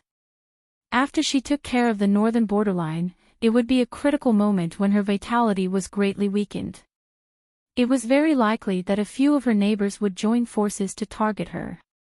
But would she be afraid of that? Chapter 9:12. Let's not talk about these disappointing things, and don't think about changing the topic. Jiang Pingji yawned tiredly. She turned around and hugged Wei Si as a large pillow to sleep. Wei Si stiffened at first, and the muscles all over his body tightened. After a while, he asked, "Is the Lord asleep?" He had lived with Jiang Pingji for half of his life, so he knew how bad her sleep was. Even if someone tiptoed beside her, it would wake her up, let alone a slightly loud noise. Jiang Pingji closed her eyes and muttered, "I'm already asleep. Do you have the heart to disturb my sweet dreams?" "Yes, yes, yes. The Lord is asleep." Wei Si smiled bitterly. "The floor is cold. Forgive me for offending you. Let me carry you to the bed." The floor was made of solid wood. Not only was it hard, but it was also cold. It was not comfortable to lie on. Jiang Pingji's ears perked up when she heard that. She opened her arms enthusiastically. "Come on. If Xixiao can't carry you, I can carry you." Wei Si said, "Since the Lord is asleep, don't talk in your sleep." Jiang Pingji pouted. She doubted whether Wei Si could carry her. Although she was slender, she was tall and muscular. Her actual weight was heavier than that of an ordinary adult man. Jiang Pingji did not have much hope that Wei Si would be able to carry her. It turned out that she had underestimated him. Wei Si heard Jiang Pingji laugh softly. As intelligent as he was, he naturally knew what she was laughing at. He could not help but blush. Although he had carried Jiang Pingji, it was actually quite strenuous for him. His breathing was a little breathless. It was only a few steps from where he stood to the bed, but Wei Si was so tired that a thin layer of sweat appeared on his forehead. Xixiao's arm strength still needs to be trained. Jiang Pingji rolled into the bed and clamped a corner of the thin blanket with her toes. She casually flung it and rolled her body in a circle. The spread-out thin blanket covered half of her body. Otherwise, it's easy to run out of stamina in the future. In the darkness, Wei Si's eyes carried some helplessness. He was not a virgin. Of course, he could understand the meaning behind her words. Knowing Jiang Pingji's temperament, Wei Si did not dare to simply respond to her, in case she pushed her luck. Jiang Pingji accurately stopped Wei Si from taking another thin blanket and teased him with a smile. Sleep in the same bed. Summer Zixiao is very likable. Wei Si replied, in that case, my lord disdains me during winter. No, Jiang Pingji said, my lord in winter is very likable to Zixiao. Wei Si was stunned for a while before he understood what she meant. He was so embarrassed that he could not speak. His heart was burning with anger, and his tone carried a hint of annoyance. Who likes it? In the previous life, Her Majesty was so cold and serious. Why was she so glib in this life? He carefully lay down on the edge of the bed. His neck suddenly tightened, and Jiang Pingji forcefully pulled him in. Wei Si had no choice but to accept his fate. In the end, he could not escape the fate of being used as a pillow in summer. In the previous life, Her Majesty at least knew how to restrain herself, but in this life, she was becoming more and more lawless. I like it, Jiang Pingji said. Wei Si had no choice but to lie flat. Forget it, how many times can I be harassed in a year? Today, I'll let her be. Wei Si's guess was right. Jiang Pingji came here secretly and could only stay for 2 or 3 days. On the second day, she ran away without a trace. She either brought Xiao Guang or Zhang Ping with her. They stared at the scorching sun and carefully inspected the construction progress everywhere. Other than at night, they could not see her at all. After 3 days, it was time for Jiang Pingji to set off for Wanzhou. People often say that what you think about in the day, you dream about at night. Zixiao, you have to think about me more. This is an order. Jiang Pingji whispered in his ear. Wei Si did not know if it was because the sun was too bright outside or because he was too nervous, but he felt his whole body breaking out in hot sweat. I have to share my lord's worries and burdens. I have no time to think too much. Jiang Pingji was exasperated, but due to the presence of others, she could not do much. Just you wait, don't cry when the time comes. Wei Si was fearless. At least for the next 10 years, he would be safe. Farewell, my lord. He bowed with his hands clasped in front of him. Jiang Pingji was so angry that she laughed. She said to Zhang Ping and Xiao Guang, Shiheng, Chongming, I forgot to tell Zixiao something. Zhang Ping and Xiao Guang thought that the two of them were going to talk business, so they tactfully retreated. Jiang Pingji grinned, revealing a few white teeth. Wei Si's heart sank. He had a bad premonition.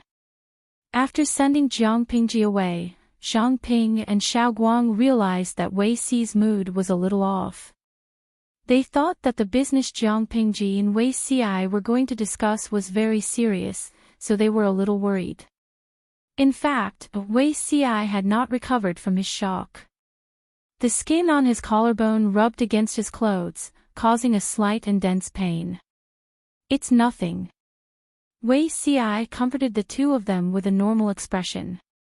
On the other side, Jiang Pingji, who was already on her way, had a licorice in her mouth. The bullet screen of the live stream was already exploding. Feisha Shirsan, streamer, you didn't keep your word. Didn't you say that this live stream is very serious? Why did you steal my idol? Gujo Daijun, I'm so angry. It's rare to have a male idol that I fell in love with at first sight, but in the end, he was bitten by the streamer. Ijili Waxia Haitang, my heart is broken. Didn't they say that the streamer is very serious and won't make fun of him? The above were the wails of the audience in the blue bullet screen. Although the Red Army had an absolute advantage, the endless stream of handsome male idols still attracted a portion of the Blue audience. Among the many male idols, Wei Xi's looks were the most outstanding.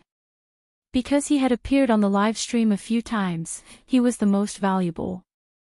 Jiang Pingji had boldly grabbed Wei Xi's collar and bit his collarbone. This action broke the hearts of the Blue audience. What was even more heartbreaking was that they did not know if Jiang Pingji did it on purpose. Not only did she grab Wei Xi's collar, but she also blocked their view. She definitely did it on purpose, right? Compared to the wails of the Blue audience, the Red audience was laughing and making noise. Liu Siji Lianming, hey, hey, hey, our little pig finally knows how to kiss cabbages. Father is so happy.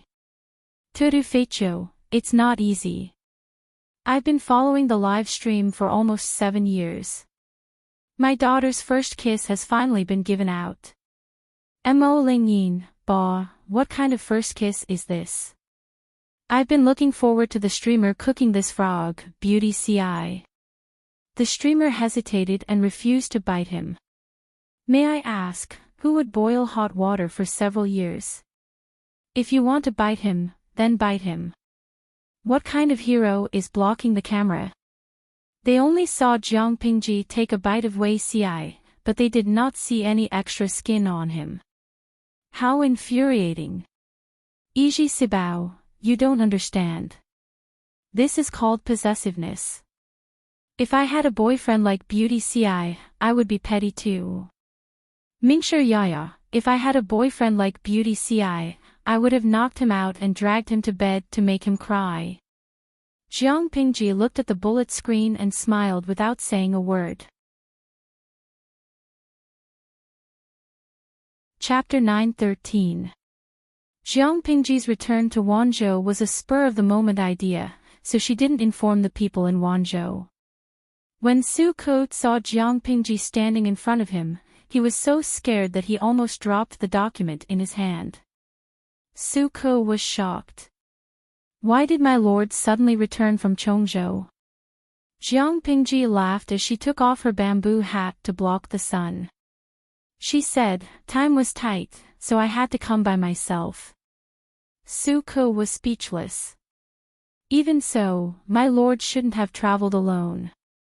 If anything happened on the way. Jiang Pingji replied with a smile, I'm afraid the person who can beat your lord hasn't been born yet. I have to come by myself for what I have to do. No one else can replace me. On the way back, I went to Shangjing to see Zixiao and the others. The construction of the provincial government is going smoothly. Su Ke was helpless. He wanted to say something more, but seeing her forehead covered in hot sweat, he could only get up and make tea for her to cool down. Jiang Pingji took the tea and asked casually. By the way, has Xiaoyu ridden to Xuanmei recently? Su Ke's face showed some warmth, but there was still some guilt in his eyes. He said, he writes once a month. She's doing well in Hejian. Since the wedding, he and Xuanmei had been living in separate places all year round. How could sending letters be enough? He missed her very much. Fortunately, he had enough work to do. He didn't have much time to think about it. Jiang Pingji thought about it and said, find a time to send someone to bring Xuanmei and your aunt to Wanzhou. Su Ke looked surprised. After a while, he said in a low voice, but, the person behind Takshu hasn't, Xuanmei was placed in Hejian so that she could avoid Takshu. Su Ke knew about this. Coincidentally, Hejian County was far away from the chaos of war and the situation in Wanzhou was unsettled, so he was at ease to let his new wife stay in her hometown. Later, the situation in Wanzhou stabilized, but Takshu had never been resolved. He was worried that bringing Xuanmei over would harm her. If it weren't for these concerns, he would have brought Xuanmei and his aunt over when Qiguan Rang brought his wife and daughter to Wanzhou. I've already thought about how to deal with Takshu.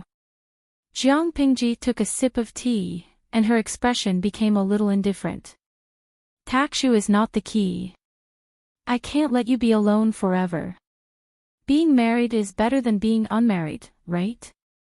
No matter what, you're a man. It's not good if you don't have a wife by your side. I understand men very well. I'm afraid that you can't bear the loneliness and will look for a new lover, which will disappoint Xuanmei's sincerity. What hurts the most to a new driver?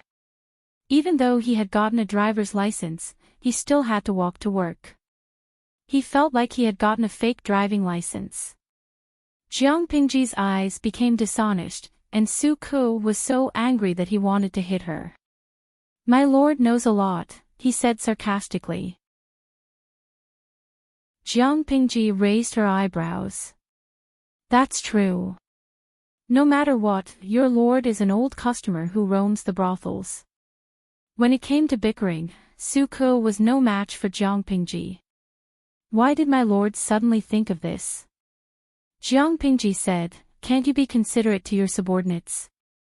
The truth was that Hui Jun had been pregnant for 10 months and gave birth to a son and a daughter. She counted the next generation of the members of the team with her fingers. Before he went to Chongzhou to take office, Shang Wanwan was pregnant. Qiguan Rang had a daughter. Feng Jin yearned for a second child. Feng Zhen's Fengyi seemed to have a genetic mutation. Yang Se Fengliu did not want to get married. Xiao Guang already had a family. Zhang Ping was an unmarried member of the Keting clan. Meng Han had no intention of remarrying. Jiang Nongqin wholeheartedly cared for Jiang Pingji and did not consider marriage. When she counted to Su Ku, she suddenly thought of the young couple who lived in different places. She had already found out who the mastermind was. There was no point in keeping Takshu. In order not to fall out with the mastermind, Jiang Pingji did not plan to do anything to Takshu at the moment. She planned to find an excuse to send Takshu away from her. After Su Ku heard this, he secretly rolled his eyes. Who would believe this reason? Right, I came back this time for the Golden Scale book. Su Ku raised his eyebrows. Golden Scale Academy. What's wrong with it? Jiang Pingji said, while ago, Fengzhen's son wrote a letter to his father, complaining about the Xia Yunshu. Su Ku laughed. Fengyi is extremely talented, intelligent, and eager to learn. Master Cheng and Master Yuanjing praised him. He started learning early, so the Xia Yunshu should be nothing to him. Why did my lord rush back from so far away for this? Fengyi is fine, but the other children do not have a foundation, so they are stumbling in their studies. Even with the guidance of a famous teacher, their learning progress is still slow. The phonetic transcription of the Xia Yunshu, regardless of whether it was direct or indirect, required the learner to have a certain literacy foundation. Apart from Fengyi, the other students of the Golden Scale Academy were all orphans of martyrs who had died in battle. Even martyrs were illiterate, let alone their children. Literacy is difficult, so is reading. My lord is kind enough to provide them with learning conditions for free. This is already a blessing to our ancestors. Su Ku sighed. Every student goes through this. If they do not learn well, they can only blame themselves for not working hard enough. They could only learn by rote. If they could not, it could only be said that the students did not work hard enough.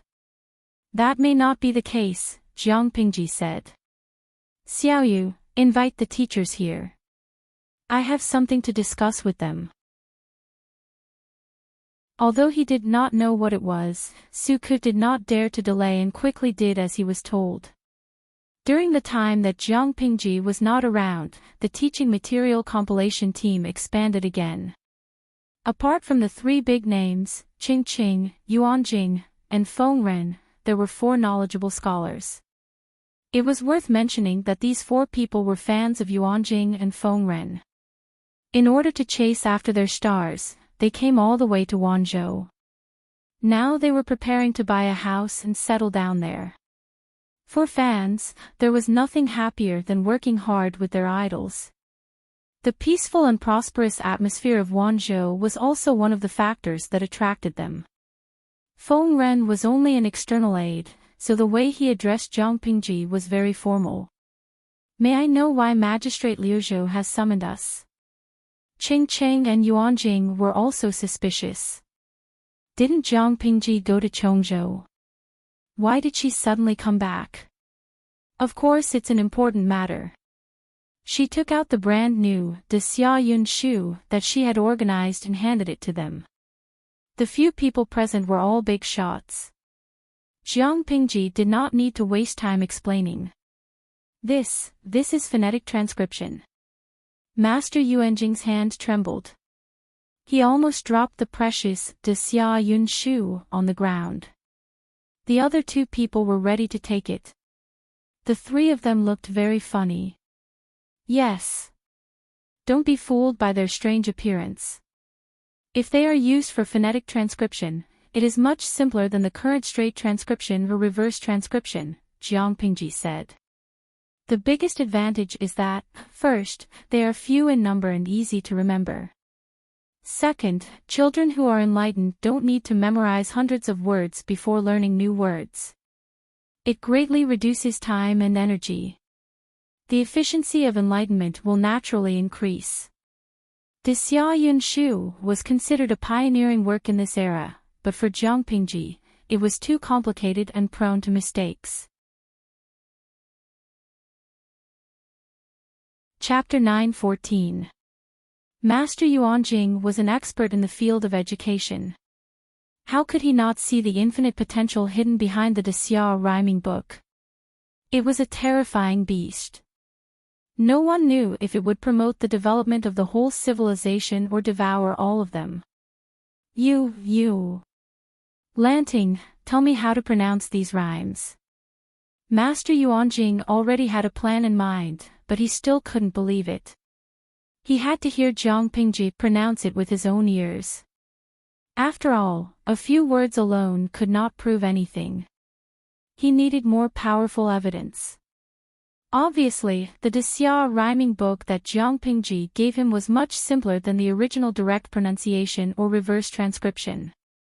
It was so simple that it was shocking. If the pronunciation of all the words could be spelled out with just a few rhymes, wouldn't it mean that everyone in the world had the possibility of learning? Just thinking about that scene made Yuan Jing feel that his chest, which had been silent for a long time, began to heat up and his blood began to boil. Zhang Pingji didn't deliberately keep them in suspense. Instead, she taught them everything she knew. She taught them for 4 hours. It wasn't that Master Yuanjing and the others didn't have the ability to learn. They learned while learning, and it turned into another seminar. When they learned all the pinyin method that Zhang Pingji taught them, they came up with a brand new enlightenment plan. With the more convenient and efficient pinyin transcription, of course, they had to give up the complicated De Xia rhyming book. These scribbles look weird, but it's very easy to learn. Feng Ren laughed and said, if only I was born a few decades later. In order to learn the De Xia rhyming book, I memorized it day and night. It was very hard. Zhang Pingji said, that won't do. If Master Feng was born a few decades later, who would I find to be a good right-hand man like Huayu? It's not too late now. Chongqing will enter school in 2 years. Chongqing will suffer for you what you didn't enjoy. Feng Ren laughed. He was amused by Zhang Pingji's thoughtful and playful words. He thought of his chubby granddaughter and his heart softened. He said, that lass, Chongqing, looks like a lively and active person. With the brand new method of transcription, it'll be easy for her to learn. Otherwise, that lass would definitely get impatient from studying and quit. As a noble daughter of the Feng clan, if she didn't know how to read, wouldn't it be shameful? Governor Lu's initiative has indeed helped us a lot. Master Yuanjing seemed to be deep in thought. Governor Lu, are you planning to popularize this pinyin annotation method? Or is it just a trial in the Golden Scale Academy? He could imagine how many people would be able to read if the pinyin annotation could really be popularized. If this situation continued for 3 to 5 generations, what would the situation be like then? It would no longer be a fantasy to break the monopoly of the landowning households. That would be incredible. I spent so much effort to come up with the pinyin annotation for the sake of the children who have difficulty in enlightenment. To others, it might be a rare treasure, but to me, it might not be the case. I won't keep it to myself. Jiang Pingji smiled and said, currently, I want to try it out in the Golden Scale Academy for a period of time. During this period of time, I'll have to trouble you to completely perfect it. In another half a year, the children's foundations would be solid. At that time, I plan to open the Golden Scale Pavilion and allow students to borrow some basic books from the Golden Scale Pavilion. Ching Ching was surprised and said, but the Golden Scale Pavilion, most of the people who were qualified to enter the Golden Scale Pavilion were adult men. How could a group of children sneak in? Halfway through his sentence, he suddenly understood something. The worry on his face turned into joy. If a group of children sneaked in, the adult scholars would naturally be curious and ask questions. When the time came, the children would show their skills. They would definitely be able to scare people. The Lord wanted to make use of the scholars' mouths to advertise for the Golden Scale Academy for free. As long as outsiders saw results from this group of children, there would be much less resistance to popularizing the pinyin annotation. Jiang Pingji smiled and said nothing. Master Yuanjing asked, what name have you thought of?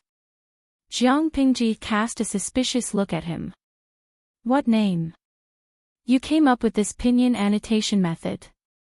Naturally, you should give it a name. It was a good thing to leave a name in history. Many people were envious of it but could not come.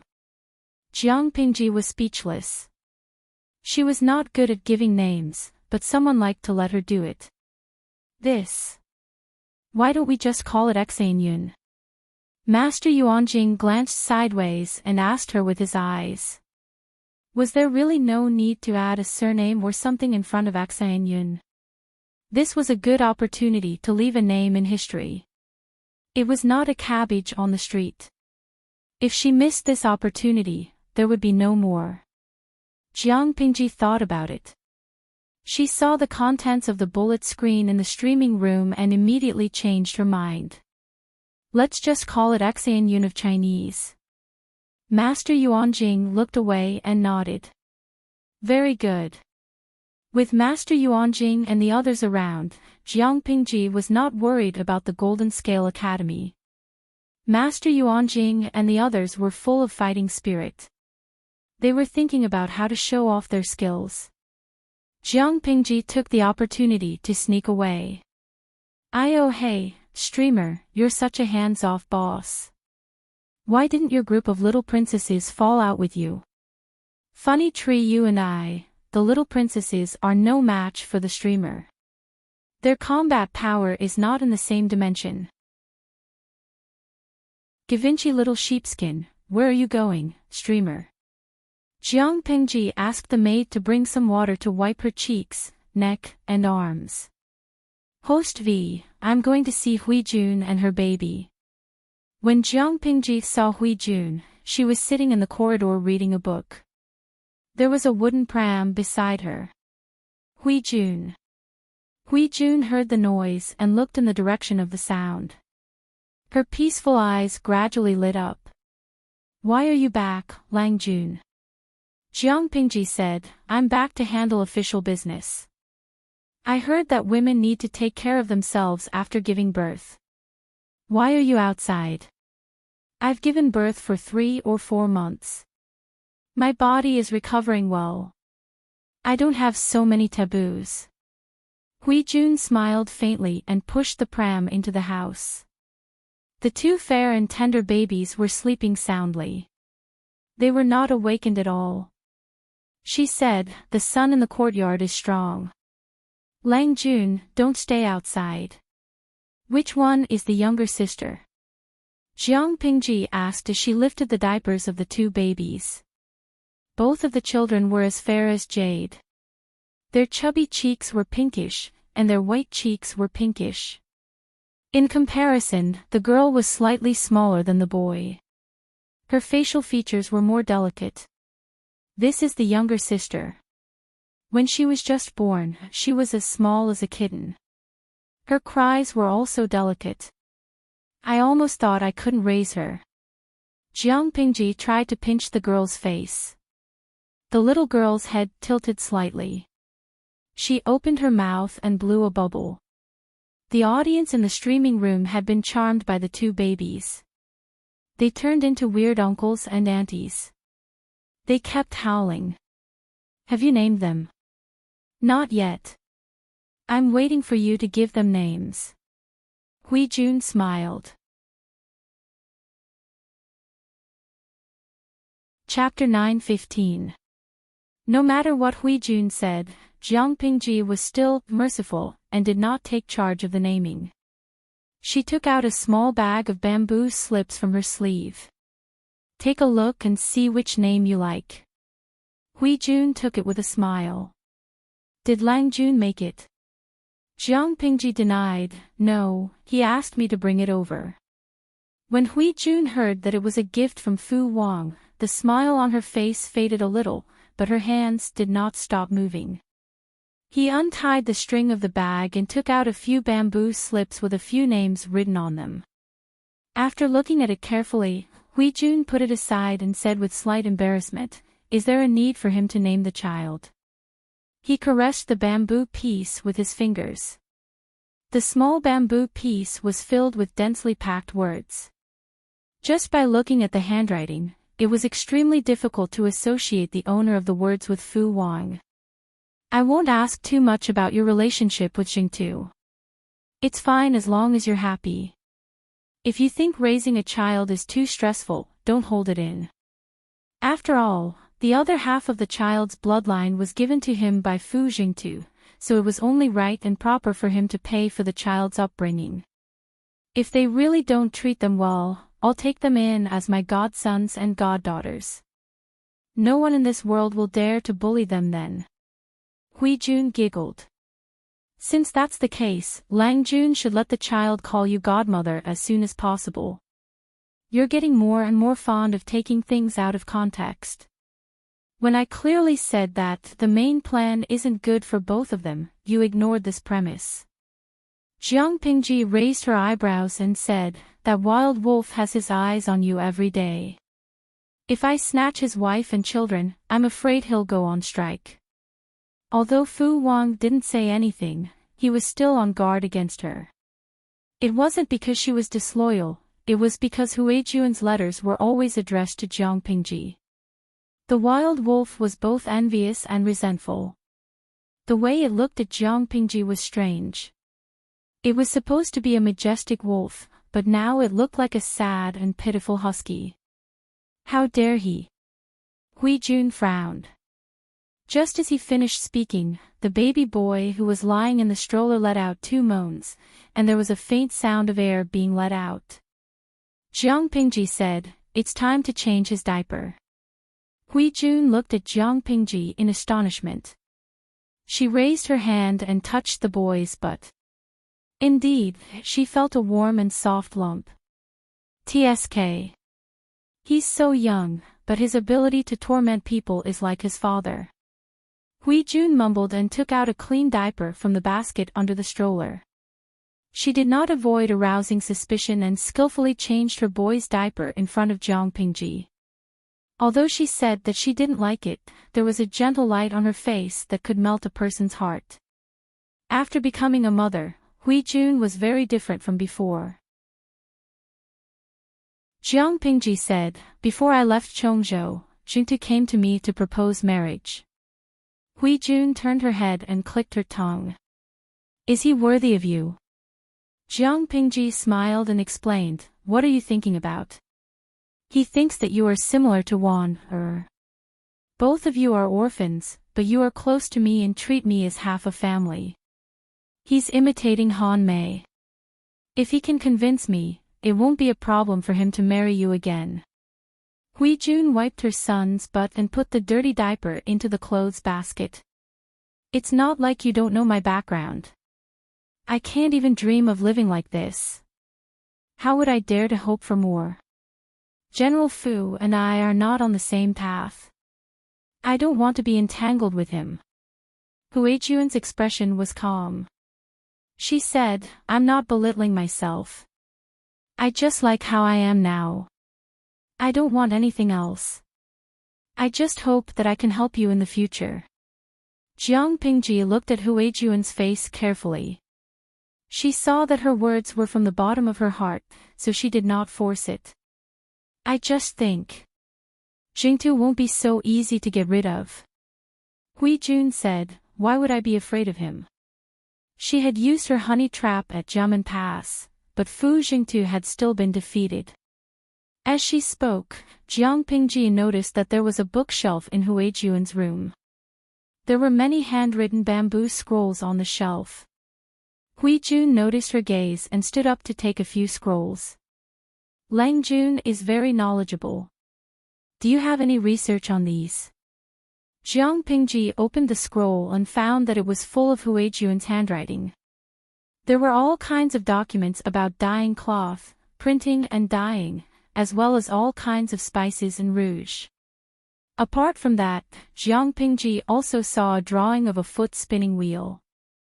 I've been in the palace of Dongqing for a few years and have seen a lot. I'm wondering if I can start a business in this area to make a living. When I was in the palace, I vaguely heard someone mention that there was a small eunuch in the palace who contributed a skill that was passed down in their family. This skill can dye many bright and beautiful fabrics. I asked a few questions, and now it's coming in handy. Huijun was a strong-willed person. She did not want to rely on others too much, even if that person was Jiang Pingji. Jiang Pingji smiled. Although I don't have much research, all women love to look good. Rouge, cosmetics, fabrics, and jewelry always cost a lot. If you do business in this area and manage it seriously, you may be able to make a lot of money. I have high hopes for you. After saying that, she asked again, I'm looking at the spinning wheel on the scroll. Did you draw it? Huijun said, yes, I learned a thing or two from the carpenters at the wood workshop. I heard that this drawing method was taught to them by you. You're very talented. I suddenly thought of something. Huijun asked, what did you think of? The spinning wheel you drew, is it a foot spinning wheel? Yes. Most people use spinning pendants.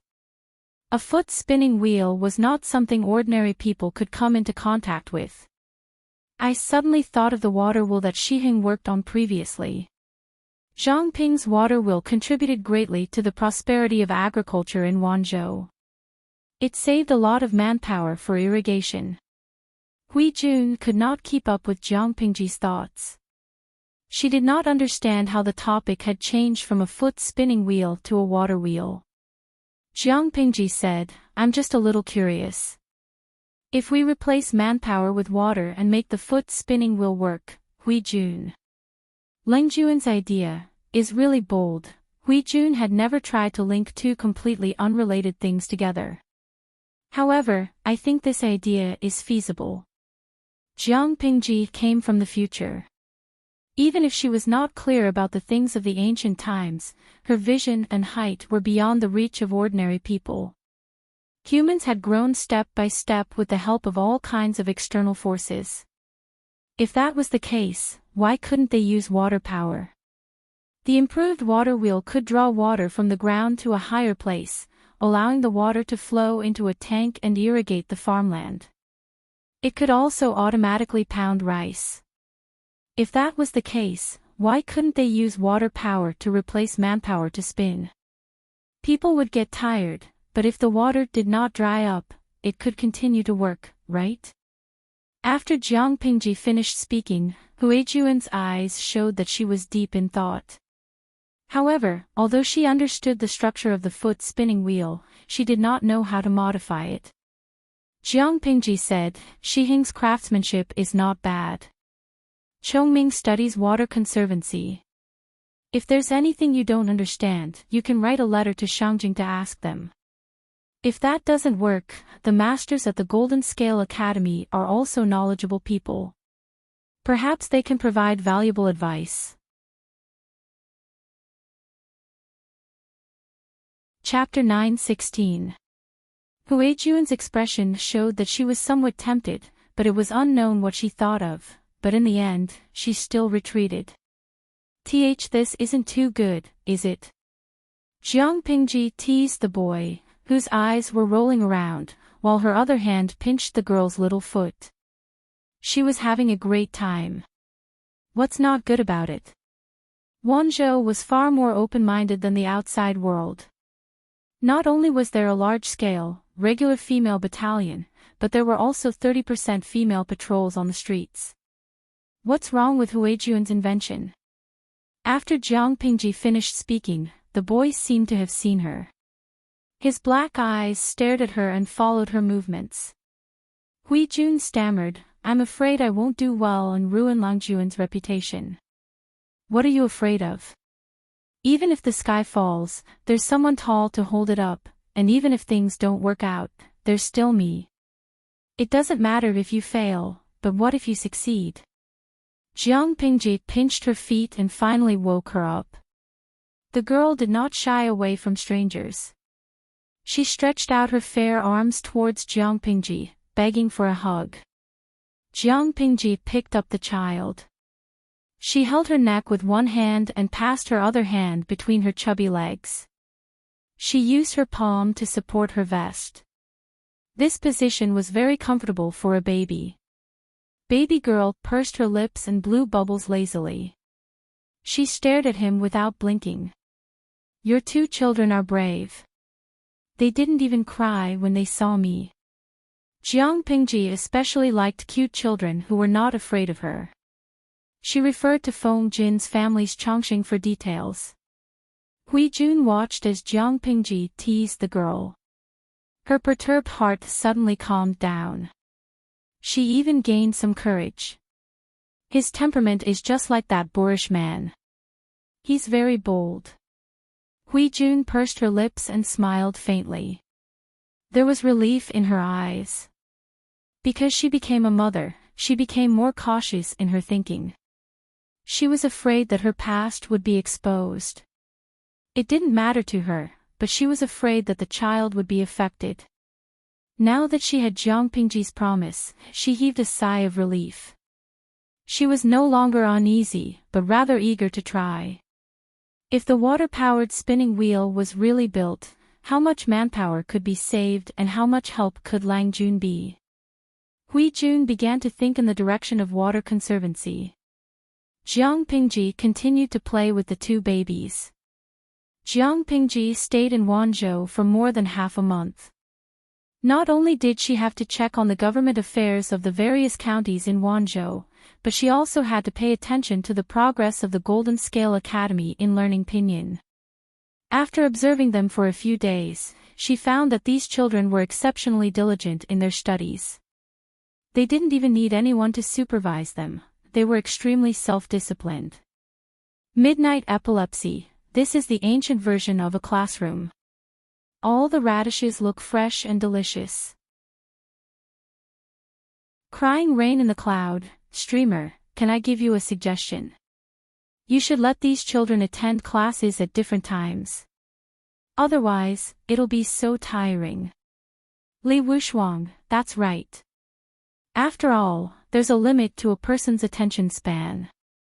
They're still kids, and their energy is incomparable to that of adults. Those teachers would lecture for the entire morning. Not only could the teachers not bear it, but the students were also more tired and their learning efficiency was lower. Jiang Pingji secretly watched the students in class for 2 days. The audience was forced to watch for 2 days too. After watching it on the first day, many viewers expressed that they could not take it anymore. There was no other reason for it. A single class was too long. The Jinlin Academy was basically run by Qing Qing and the others. Jiang Pingji did not know much about the academy. It was her first time attending a class in person. After listening for a whole morning, she found many drawbacks. She combined the suggestions of the audience and wrote a serious summary. Master Yuanjing had decades of teaching experience.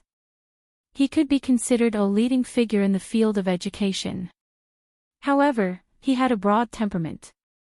When Jiang Pingji suggested something to him, he listened carefully. If it was feasible, he would correct it. If it was not feasible, he would carefully discuss the pros and cons with Jiang Pingji. Not to mention anything else, just this spirit and attitude was worth learning from. Master Yuanjing listened for a while. He asked doubtfully, Magistrate Liu, do you mean to divide the classes? Jiang Pingji said, that's exactly what I mean. I observe that every class lasts at least 2 hours. Even adults feel tired, let alone a group of children. If they learn in a state of exhaustion, how much can the students learn? In my opinion, it's better to divide the classes and set a time. For example, a class lasts half an hour or a quarter of an hour. After the class, the children will be given some time to rest and adjust before the next class.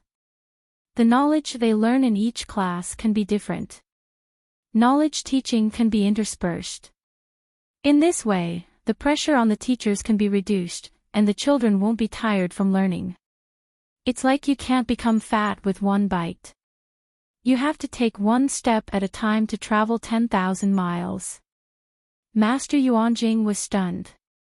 He carefully considered Jiang Pingji's suggestion. The students he taught were usually above 10 years old. Most of the students in the Golden Scale Academy were between 5 and 7 years old. Hearing Jiang Pingji's words, Master Yuanjing felt that his previous education method was indeed not suitable for young children. Lanting. Let me think about it. Master Yuanjing did not have the final say in the Golden Scale Academy. If he wanted to adjust the class schedule, he had to communicate with a few teachers. Watching a group of radishes reading, Jiang Pingji noticed that one of the radishes looked particularly fresh and delicious. Upon closer inspection, it was Feng Yi, the only son of Feng Zhen's family. Study hard. When you grow up, take over your father's position. Jiang Pingji called him over and took advantage of him. For example, she pinched his little face and rubbed his hair. His little face was ravaged by Jiang Pingji, but Feng Yi remained as still as a mountain. He only pursed his lips tighter. He said methodically, I won't let you down. Jiang Pingji said, he really doesn't look like Feng Longzi's son.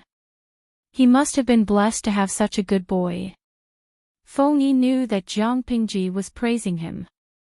When he heard her say that his father was not good, his eyes showed disapproval. Hey, you have a little temper. Jiang Pingji ravaged his face. She would not stop until his fair face turned red. I don't dare. Jiang Pingji said, my body is a little weak. A man has to be stronger. Otherwise, I won't even be able to carry the girl I like. Feng Yi frowned. It was no wonder that the magistrate of Lu Prefecture in front of him could collude with his father. Both of them spoke indecently. Weren't they afraid of teaching a bad person by saying that in front of a 7-year-old child? Jiang Pingji suddenly thought of something. She asked Feng Yi, how are your studies? Not bad. Feng Yi had been in school for a few years. He was talented. The difficulty of studying in the Golden Scale Academy was too low for him. He was a top student who could even recite the Xia rhyming book fluently. I'll give you a task. Feng Yi was stunned for a moment. He solemnly bowed to Jiang Pingji. Please speak, magistrate. After half a year, bring a few of the top children in the Golden Scale Academy to challenge the Golden Scale Pavilion. Feng Yi was speechless. Jiang Pingji added, you have to attack those arrogant scholars from all aspects. Do you understand? If the sky is pierced, I'll bear it for you. Chapter 9:17. Feng Zhen, who was far away in Chongzhou, did not know that his darling had been harmed by Jiang Pingji. After settling the matters in Wanzhou, Jiang Pingji prepared to return to Chongzhou to preside over the overall situation. Wanzhou recruited many middle-level talents. These people had clean backgrounds and were not of high birth. They were hardworking and easy to manipulate. Jiang Pingji met them one by one. She praised Su Ku and Feng Jin again and gave them a bonus. Oh. As for Feng Jin's indirect questions about the break, she pretended to be deaf and dumb. The situation in Wanzhou was stable, but there was trouble in Chongzhou. The gentry clans in Chongzhou had learned their lesson after being bullied by her. But not long after she left, they returned to their old ways and wanted to cause trouble for her. Ha, a bunch of idiots. Jiang Pingji laughed coldly.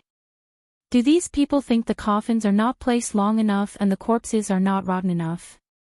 Her words were vicious. If the gentry clans in Chongzhou heard them, they would definitely vomit blood in anger. Last winter, Jiang Pingji entered Chongzhou and killed several senior gentry clans in Chongzhou. She even used the military to suppress and intimidate them. She gathered one group of people to suppress another. Her clean and efficient method scared the gentry clans so much that they did not dare to let out a fart.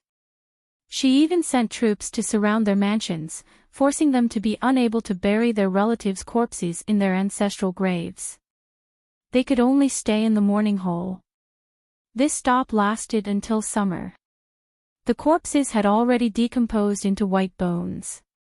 The stench of corpses filled the air. The gentry clans finally could not resist anymore. They gave in to Jiang Pingji and unwillingly spat out a portion of the land deeds. However, Jiang Pingji was a ruthless person. She refused to withdraw her troops even after receiving the land deeds. They had to spit out all the land they had seized from the people. After a stalemate, the gentry clans in Chongzhou could only bear with the pain and swallow their resentment. They swallowed their resentment, but the death grudge was also settled.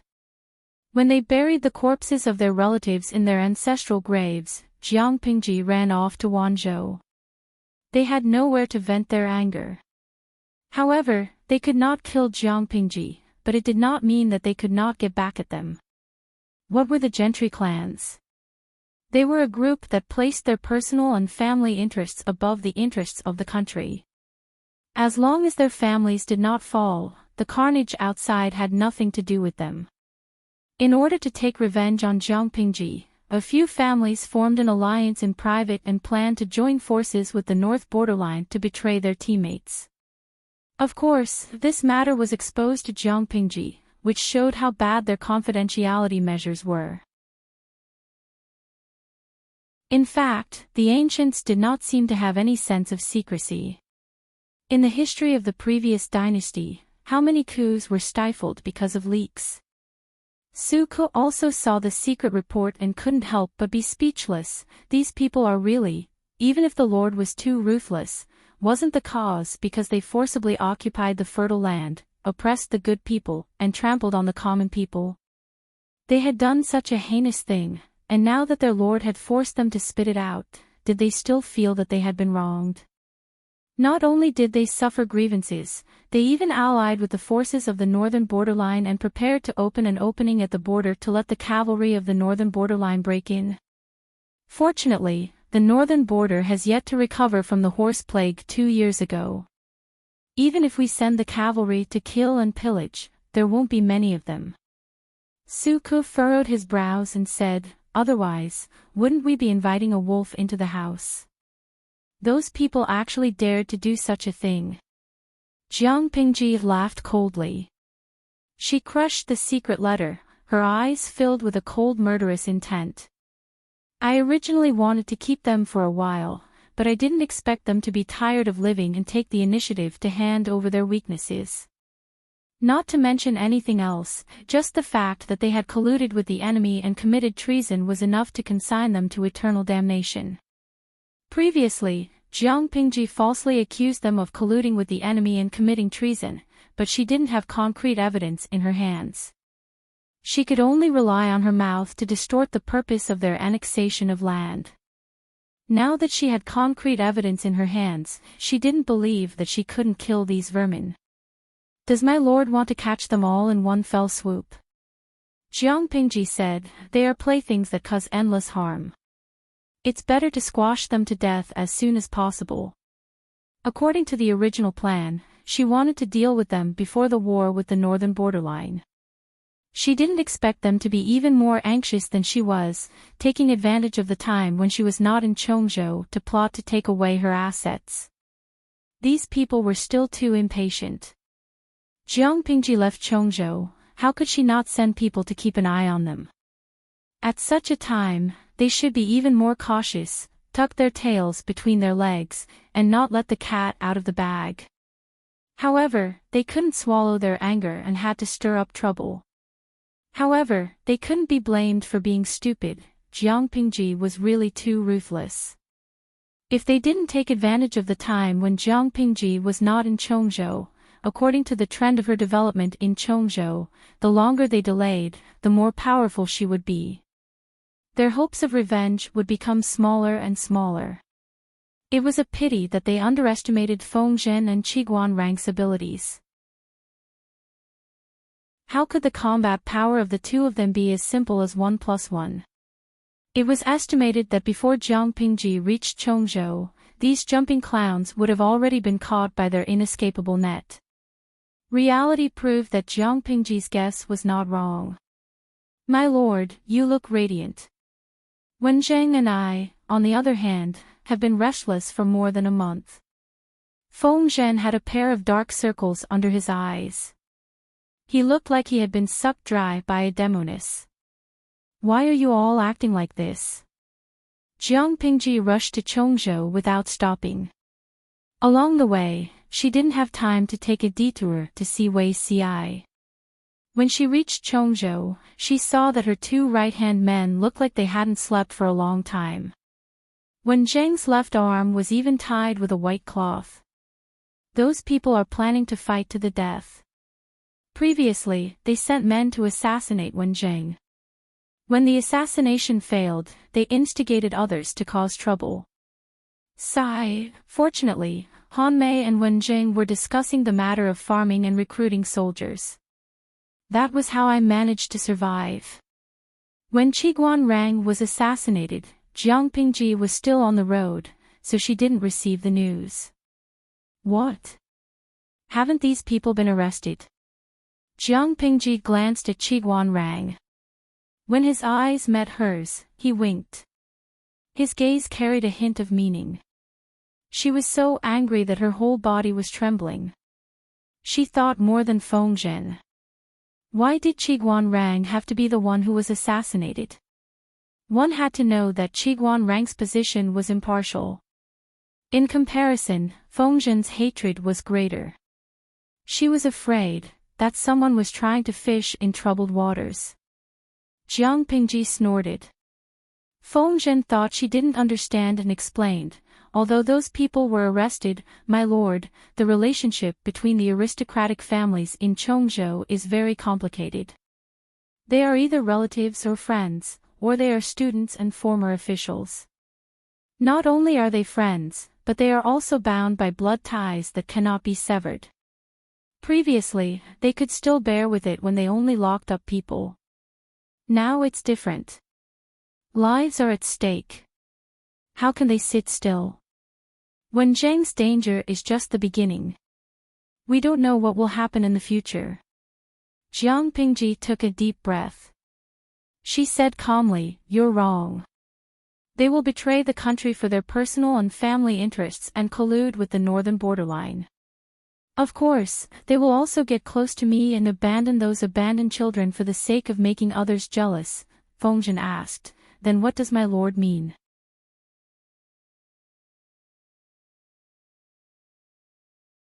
Chapter 9:18.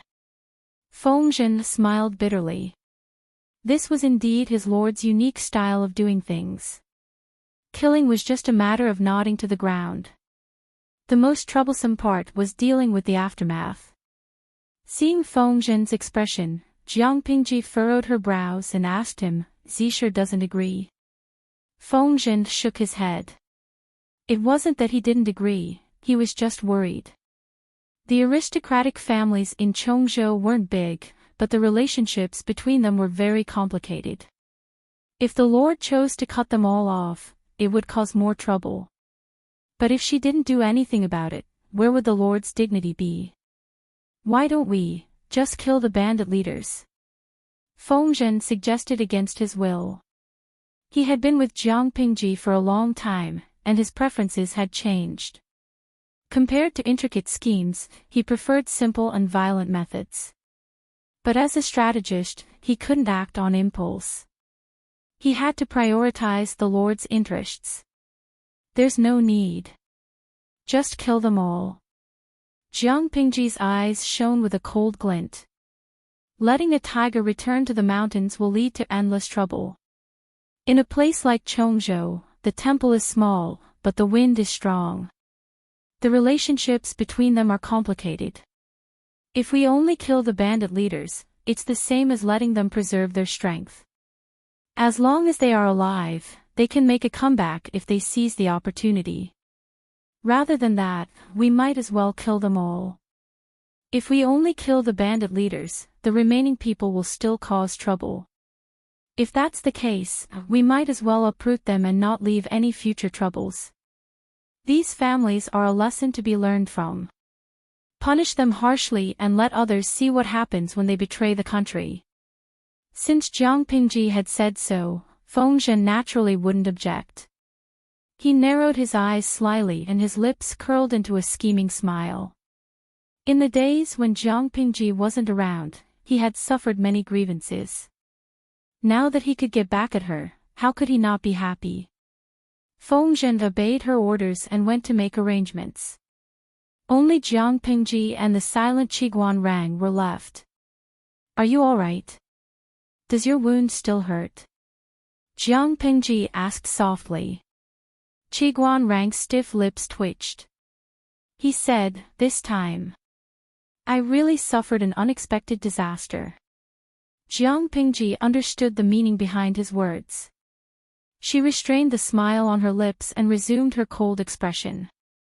"Do you think the people who assassinated you were the aristocrats of Chongzhou or?" Jiang Pingji asked Qiguan Rang in a low voice. Qiguan Rang thought for a while, his brows furrowed, and he said in a low voice, "I'm afraid it's a borrowed knife to kill. On the surface, it's the aristocratic families of Chongzhou who have lost their minds and sent assassins, but in the dark, there's another master. That person is extremely cautious. If I didn't take precautions in advance, I'm afraid I wouldn't be able to find any clues." Jiang Pingji took a deep breath and suppressed the restlessness and anger in her heart. Qiguan Rang continued, "Even so, that person did not leave behind any evidence. Rang is only suspicious." Jiang Pingji furrowed her brows. Her eyes seemed to be surging with a thick and frightening fierceness. "Your Highness, you must not let your guard down." Qiguan Rang clenched the feather fan in his hand and used it to knock on the table. It made a crisp sound and interrupted Jiang Pingji's train of thought. "A little impatience will spoil a great plan. Let me think that the other party doesn't really want to take my life. It's most likely a test." Jiang Pingji raised her eyes and looked at Qiguan Rang. "You also think that person is testing us?" What was there to test? To test whether Jiang Pingji had already discovered the other party's existence. If she was discovered, the conflict between the two would definitely surface. The other party could change his plan as soon as possible. If after the test, he discovered that Jiang Pingji was still ignorant, the other party could be at ease and continue to lurk behind the scenes. "I'm at least 70% sure." Qiguan Rang waved his feather fan and lowered his eyes. "Your Highness, you must be careful.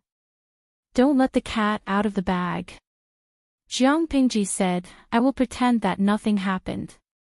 Let's see who can't hold back their anger first." Recently, the atmosphere in Chongzhou was treacherous. It was as if it was shrouded in a layer of low pressure that made it hard for people to breathe. When everyone received the news of Jiang Pingji's return to Chongzhou, another piece of news spread. How dare she? When they first heard that Jiang Pingji wanted to wipe out the aristocratic families of Chongzhou who participated in the rebellion, the entire aristocratic circle boiled over. They had more or less heard about the few families, but they never thought that Lu Shi would be so ruthless as to wipe out their entire families. Why wouldn't she dare?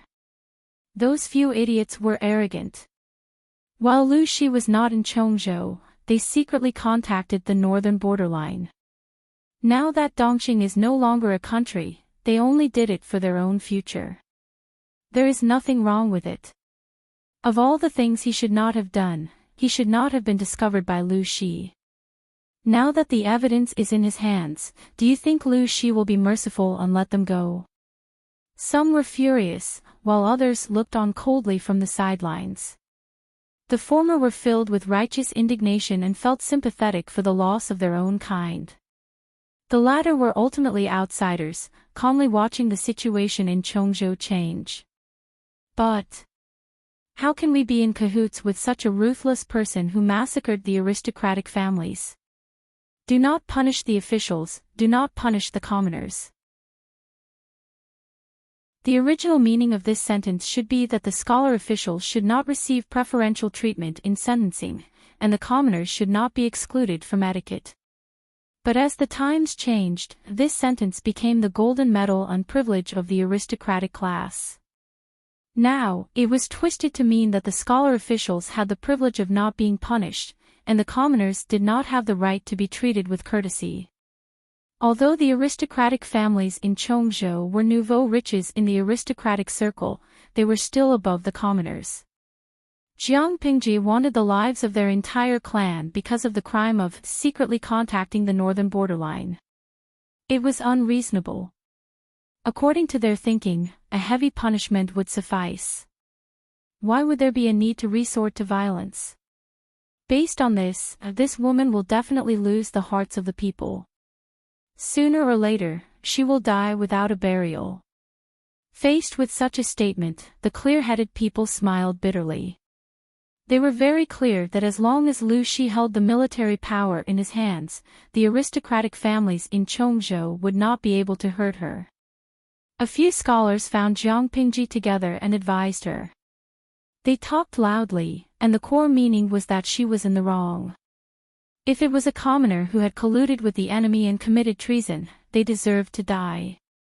However, the person who had secretly contacted the northern borderline was an aristocratic family. They only needed to be taught a harsh lesson, fined, and punished. There was no need to take their lives. Dongqing had a law. The aristocratic families could use enough money to exempt them from the death penalty. Even if it was a crime like secretly contacting the northern borderline, as long as they could afford it, they could be acquitted according to the law. Jiang Pingji looked at them coldly for a long time. After an hour, "Are you all thirsty?" The scholars echoed each other. They were eloquent, but unfortunately, there was a hole in their brains. The scholars bowed to Jiang Pingji and stood proudly on the spot. They said, "Magistrate Lu, please reconsider." Jiang Pingji said coldly, "Looks like you're not thirsty. That's fine. I don't want to throw you into the well in the backyard and dirty my water. Someone, throw out these fellows who have an undeserved reputation. From now on, if they dare to come to our door again, break their legs." After the scholars heard this, their faces turned ashen. Jiang Pingji narrowed her eyes dangerously. "Throw them out."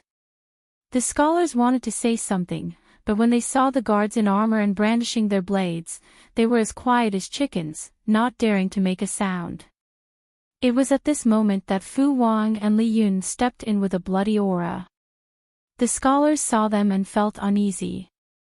"Is it done?" Jiang Pingji asked.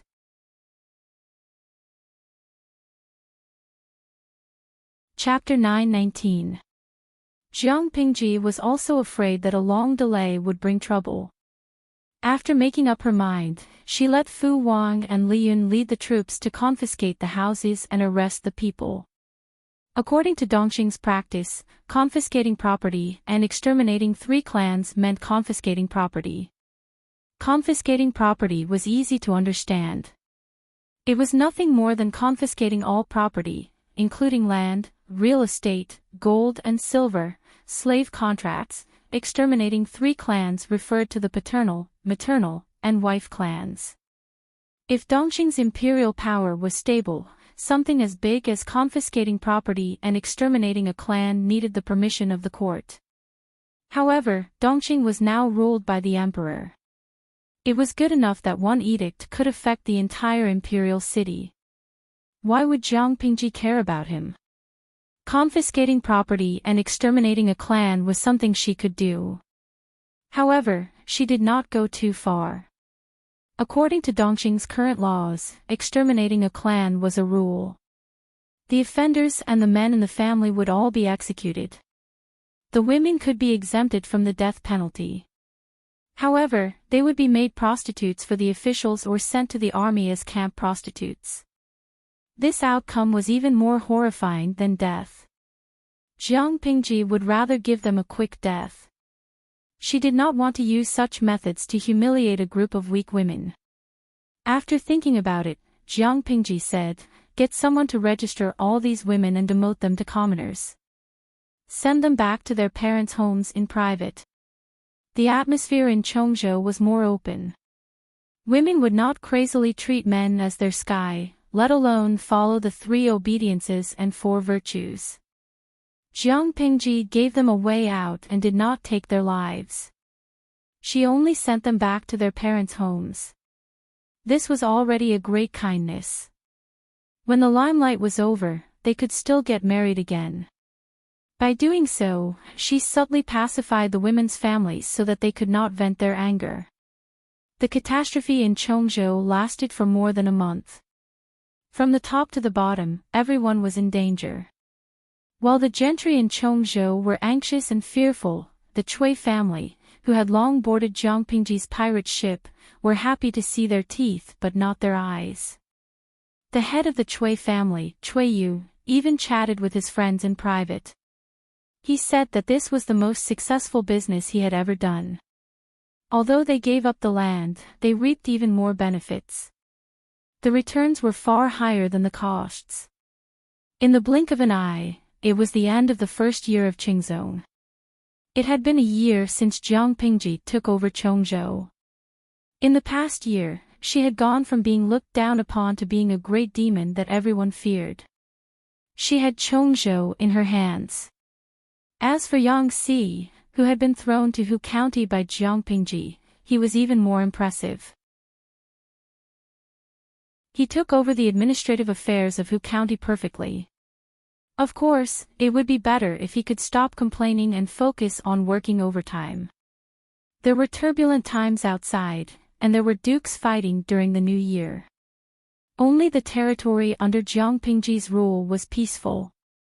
Well, maybe it was too peaceful, which made people envious and jealous. Over the past year, Jiang Pingji had steadily strengthened herself, and the other feudal vassal forces had not been idle either. As the end of the year approached, a secret letter was delivered to Jiang Pingji. She was so shocked that she slammed the table after reading it. Like father like son, Yang Tao has done a good job. Fengzhen almost had a heart attack because of Jiang Pingji. Next time, could he at least give him a heads up before making a fuss so that he could be mentally prepared? Yang Tao. Isn't that the son of the late Dongmen commandant, Yang Jian? Qiguan Rang frowned slightly. Seeing Jiang Pingji's face full of admiration, he thought about the situation outside and had some guesses in his heart.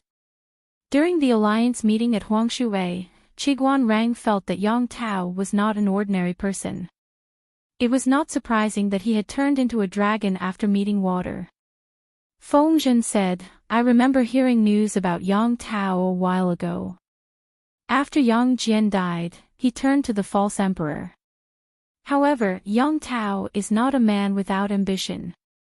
His father, Yang Jian, had a disagreement with the false emperor. According to the false emperor's temperament, he would not treat Yang Tao kindly. Jiang Pingji smiled and said, "A month ago, Yang Tao launched a coup. The false emperor retreated in defeat.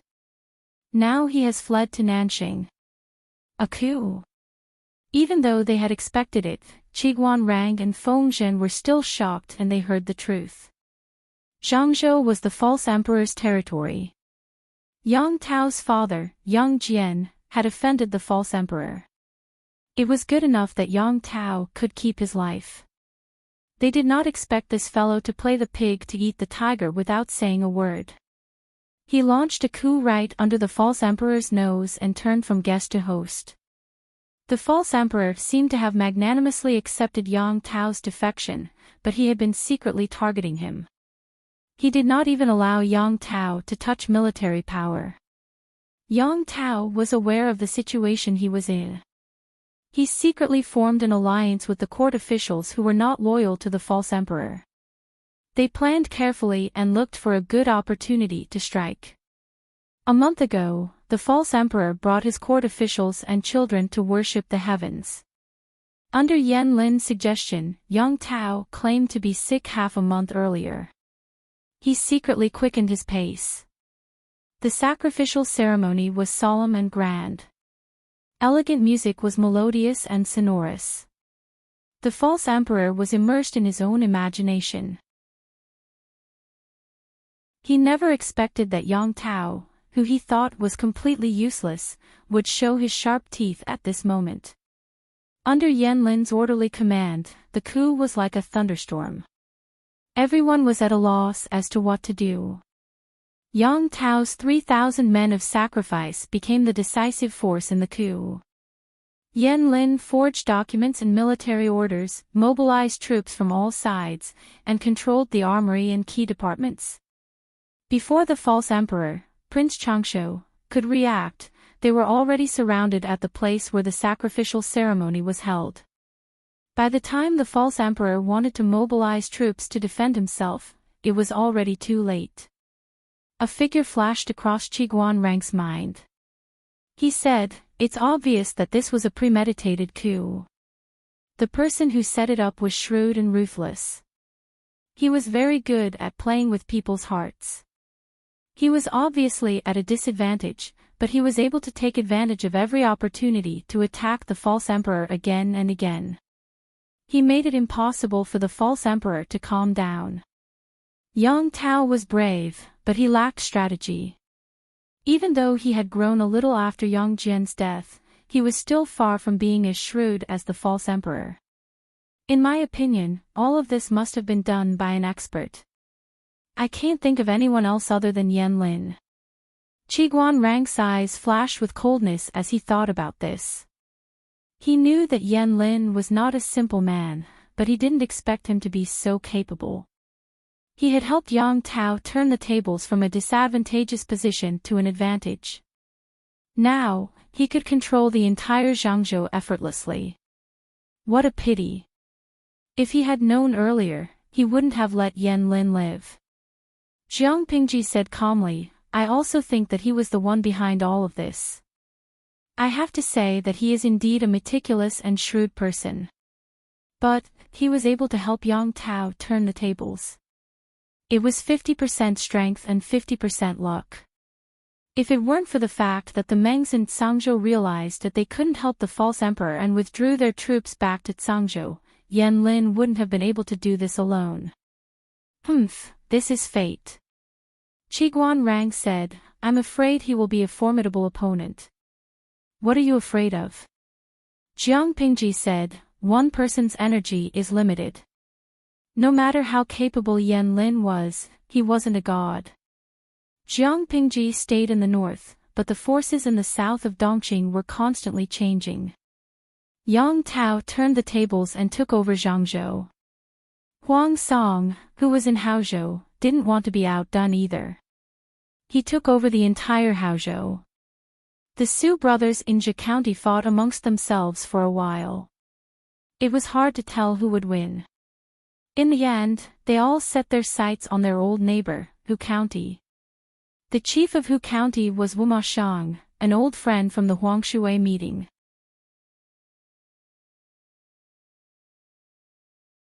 Chapter 920. The mountains and rivers of his old country had been destroyed, and the people's lives were in dire straits. And Chui thought that he could rely on his military strength to reclaim his old country, but he had greatly underestimated the situation within Nanxing. Nanxing, Jiangzhou. The barbarians of the four factions of Nanman only knew how to plunder and didn't know how to govern. Wherever they conquered, they would plunder and kill wantonly.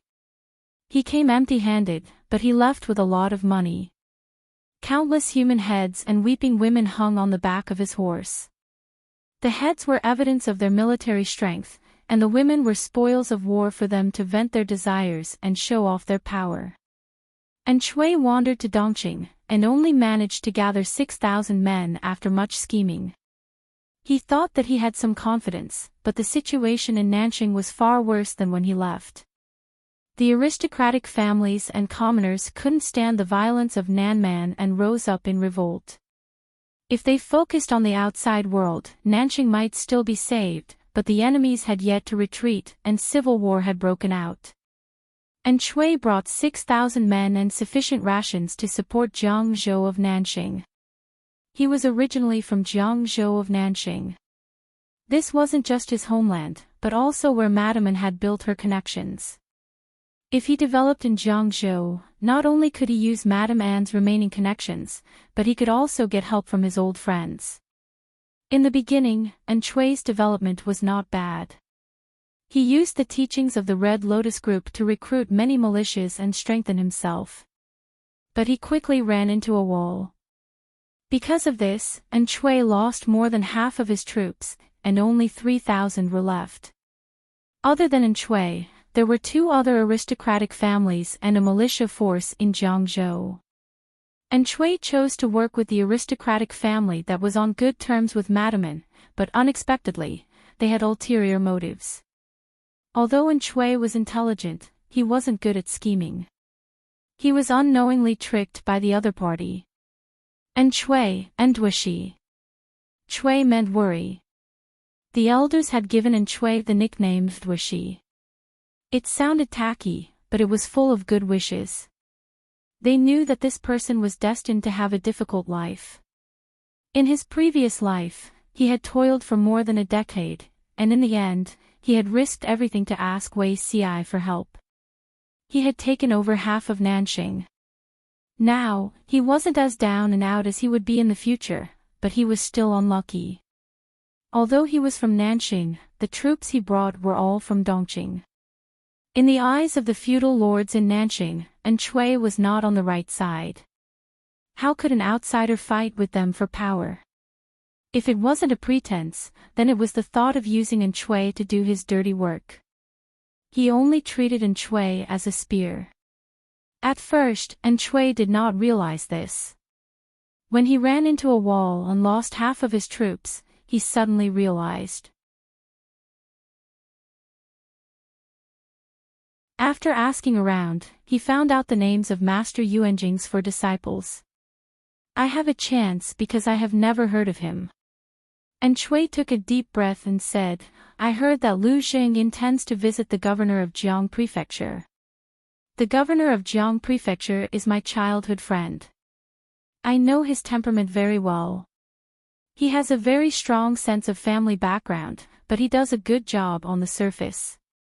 He won't look down on Lu Xing in front of him, nor will he chase him away. For the sake of being wise, he will even put on a show and appoint Lu Xing. But according to my understanding of the governor of Jiang Prefecture, he will never put the son of a hunter in an important position. Master Yuanjing's disciple must have something special about him, and his temperament must be more arrogant than ordinary people. In my opinion, Lu Xing will definitely not be able to accept such cold treatment. In other words, Lu Xing's setback gave An Chui a chance to enter the governor's eyes.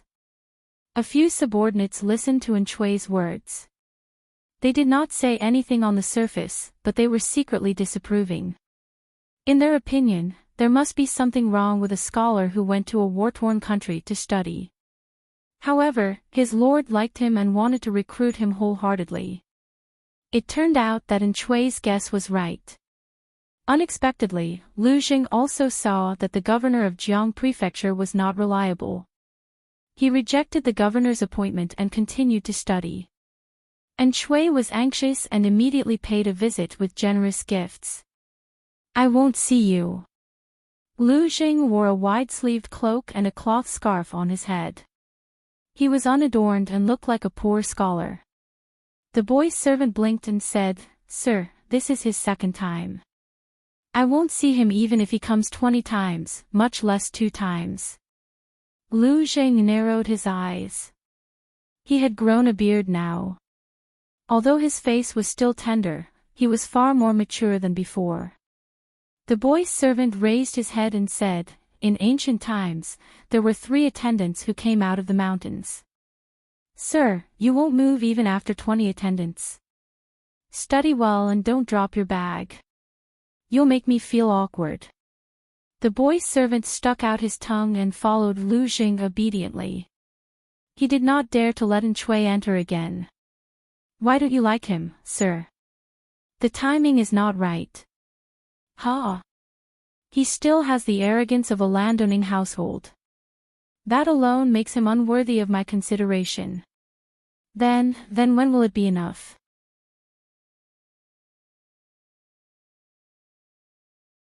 Chapter 921.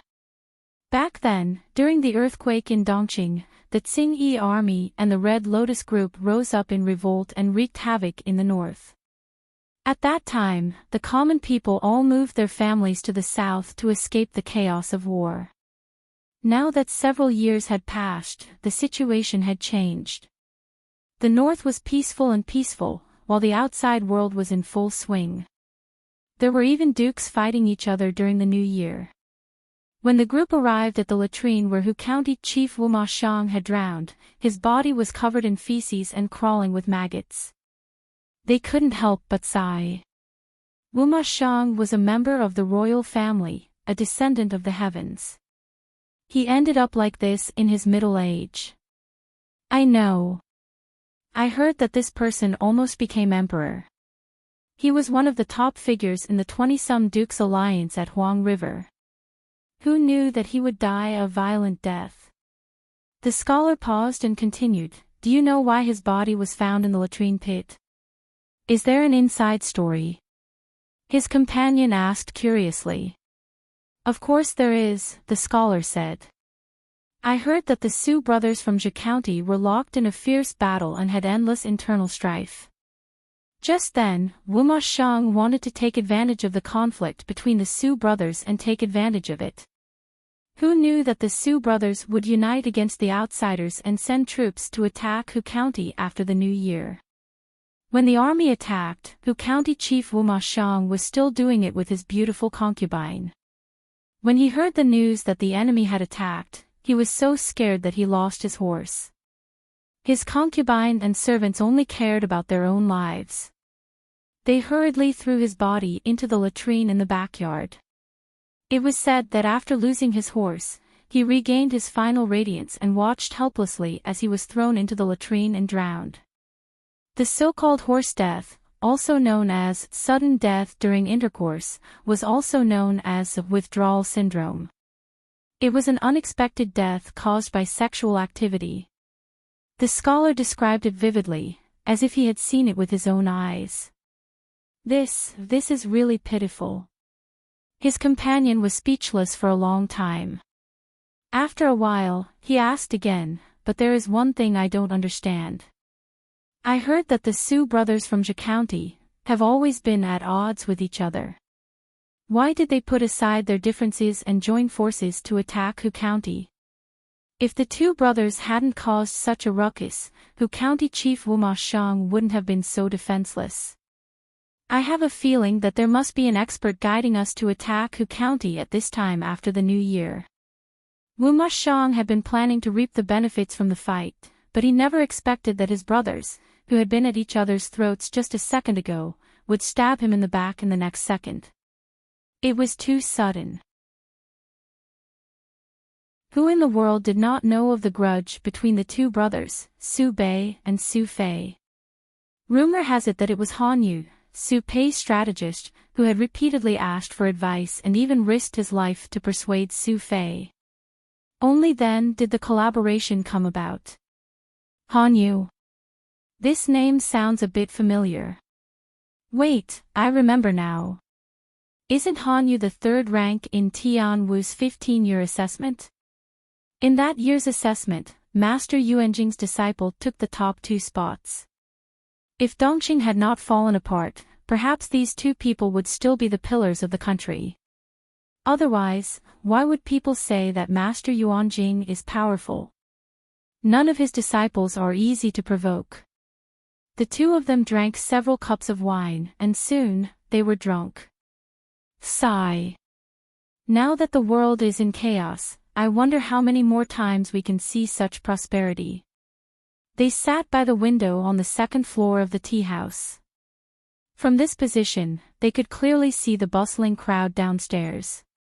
Just after the new year, the clothes market had reopened, and the people's faces were still filled with unfinished joy. Thinking about the outside world, such a prosperous scene was really rare.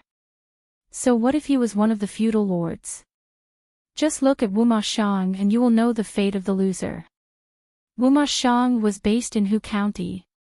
Although the area of Hu County was not as large as Wanzhou, it was still 2/3 of the county. It was also a good place with fertile farmland. Wuma Shang had a good card in his hand, but his opponent was too strong. In the end, he ended up drowning in a latrine. Isn't that a child from the academy next door? As he drank his wine happily, a rather unlucky blue and white color entered his line of sight. The scholar furrowed his brows. In Wanzhou, only the students of the Golden Scale Academy could wear such clothes outside. The Golden Scale Pavilion was open to the public, attracting countless students from thousands of miles away to study, further increasing the prosperity of Wanzhou. In this era, books were precious. The students drooled over the countless books, wishing that they could stay here for the rest of their lives. Who would be willing to move? The slightly wealthier scholars directly bought houses, the poorer ones rented, and the poorer ones had to share a house with several people. After living here for a long time, they also felt a sense of belonging to the Golden Scale Pavilion. Many people jokingly called the Golden Scale Academy the academy next door, and their words carried a hint of intimacy. Why did these children come to the Golden Scale Pavilion? In the eyes of the crowd, 6- or 7-year-old children were disgusted by cats and dogs. They came to the Golden Scale Pavilion and destroyed the valuable books. Stop. This isn't a place for children like you. Leave quickly. More than 10 children wore the Golden Scale Academy's uniform of blue and white. There were both boys and girls. Not all of them looked good, but at least they kept themselves clean. Perhaps because they thought it was unlucky for children to dress like this during the new year, everyone wore red silk flowers on their heads and a red cloak over their heads. Even though they were dressed like this, the crowd could still recognize their signature blue and white uniforms. The Golden Scale Pavilion doesn't care about identity or background. Why can't I go in?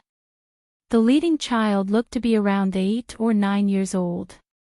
He looked weak, but his brows were clear. It was Feng Yi. He wasn't angry when he was stopped. He just tried to reason with the other party in a well-behaved manner. Hey, have you finished learning how to read? The books in the Golden Scale Pavilion are precious. It's not a place for children like you to play. The scholars of the Golden Scale Pavilion were not unreasonable. They didn't treat the children badly. However, their stance was firm. Little children couldn't enter the Golden Scale Pavilion. I'm not going to bother with you, Feng Yi said. He bypassed that person and took out his token to hand over to the guard of the Golden Scale Pavilion. The students who followed him lined up to be enthroned. The scholars thought that the guard would stop this group of mischievous children. They didn't expect, why are they allowed to go in? The scholar widened his eyes in shock. Aren't they afraid that this group of mischievous children would cause a ruckus and burn the entire Golden Scale Pavilion? The guard said, they can go in anyway. On the other side, Feng Yi led his people and ran towards the main hall of the Golden Scale Pavilion. Although they were small in number, they had a lot of people. When they walked together, they looked imposing. Feng Daolong, what should we do next? The girl's voice was tender. She looked fair and plump, like a jade sculpture. She was known as the flower of the Golden Scale Academy. Who else could she be but Feng Jin's Chongqing? Brother. Feng Yi was angry. The Chongqing who called him Brother Feng sweetly just now called him Feng Daolong the moment they met. Okay, my good brother. Feng Yi was speechless. Remember, show us the imposing manner of challenging the arena.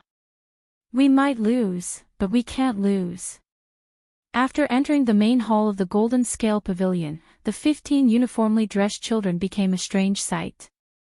They attracted the attention of everyone present. The other students were still a little frightened. However, Feng Yi straightened his back and borrowed books from the maidservant expressionlessly. The busybody eavesdropped. The scholars couldn't help but laugh.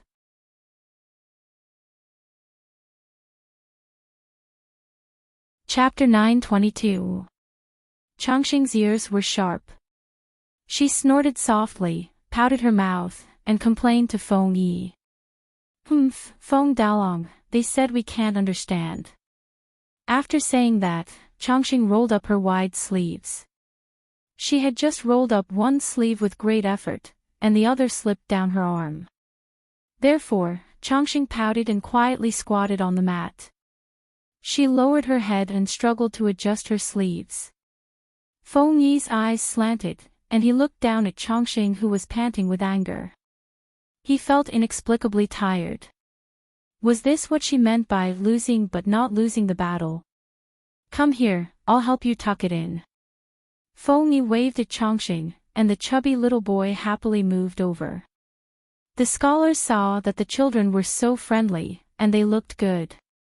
Under the double filter, they could not help but like them a little. A noisy child is a little devil, and a quiet child is a little angel.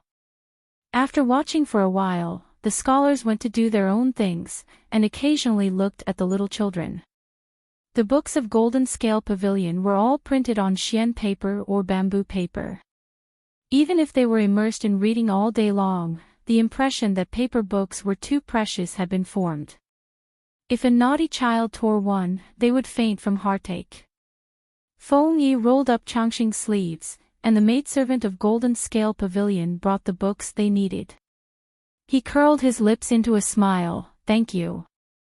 15 little children surrounded a large table, and each of them sat upright. There was a book spread out in front of them, and they were reading with serious expressions. The scholars who came and went saw this scene, and they found it a little funny. They pretended to be good, and people who did not know would think that these children were really literate. Chongqing could not sit still after sitting for a while.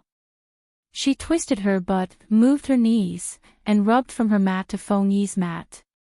Feng Daolong, I can't read these words.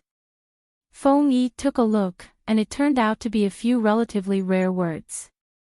For Chongqing, who could only read half of the words, it was indeed very difficult. I'll teach you. Feng Yi used his finger to draw a few characters on the paper, and for Chongqing to read, he even repeated it twice. Chongqing muttered, but she could not find the correct pronunciation after several times, and her face wrinkled. She had only studied in Golden Scale Academy for 3 months, and she was proficient in pinyin, but not proficient in using it. Feng Yi was not in a hurry, and patiently waited for her to read it. The scholars who were observing the situation found it funny, and asked, "Little lady, what words do you not know? I can teach you. Feng Yi squinted his eyes, frivolous. Changxing raised her head. Most of her hair covered her forehead, making her little face look even rounder. The scholars laughed. Daolong is the little brother next to you. The scholar smiled and said, Feng Daolong is this little brother beside you. He is still, and does not know as. He is, and he was already so old, yet he still wanted to coax Changxing to call him brother. Shameless. And, because, Daolong, and. Father. Dao, and. Do you know what a challenge is? It is very powerful, 1 against 10. Daolong's father is also very powerful. Daolong will be as powerful in the future. The scholar listened to Changxing, and he could not help but smile. Even though Changxing tried her best to explain, outsiders who did not understand the situation would only be confused. The only thing that could be understood was the challenge. Your Feng Daolong is still too young. The brothers here are all adults, and they do not beat children. Changxing tilted her head, and looked at the scholar, and then at Feng Yi. Daolong was indeed not as tall as the others, and not as strong. How could he beat them? Changxing looked at Feng Yi with grievance, as if he was really facing the prospect of being beaten up. Feng Yi bowed to the scholar, and said politely, I still have to learn from a few classmates, please help yourself. The scholar refused to leave. You are only at the age of Zhangjiao, and you just finished reading Great Xia Rhyming Book, right? According to the current education progress, it was already very good for a 7 or 8-year-old child to finish reading Great Xia Rhyming Book. I am not talented, and I have finished reading Great Xia Rhyming Book. Now, I am learning 300,000 from the teachers, and the Book of Songs and the Analects of Confucius in spring. The scholar said, what is 300,000? The texts taught by the college students. He asked Feng Yi again, how old are you? Can you understand the Analects of Confucius? And you are learning the Book of Songs. Although I don't understand, I have already memorized it. As a top student, how could he not prepare in advance? The scholar was speechless. Kids nowadays were really amazing, and they could boast to the sky. Which brat could be so good?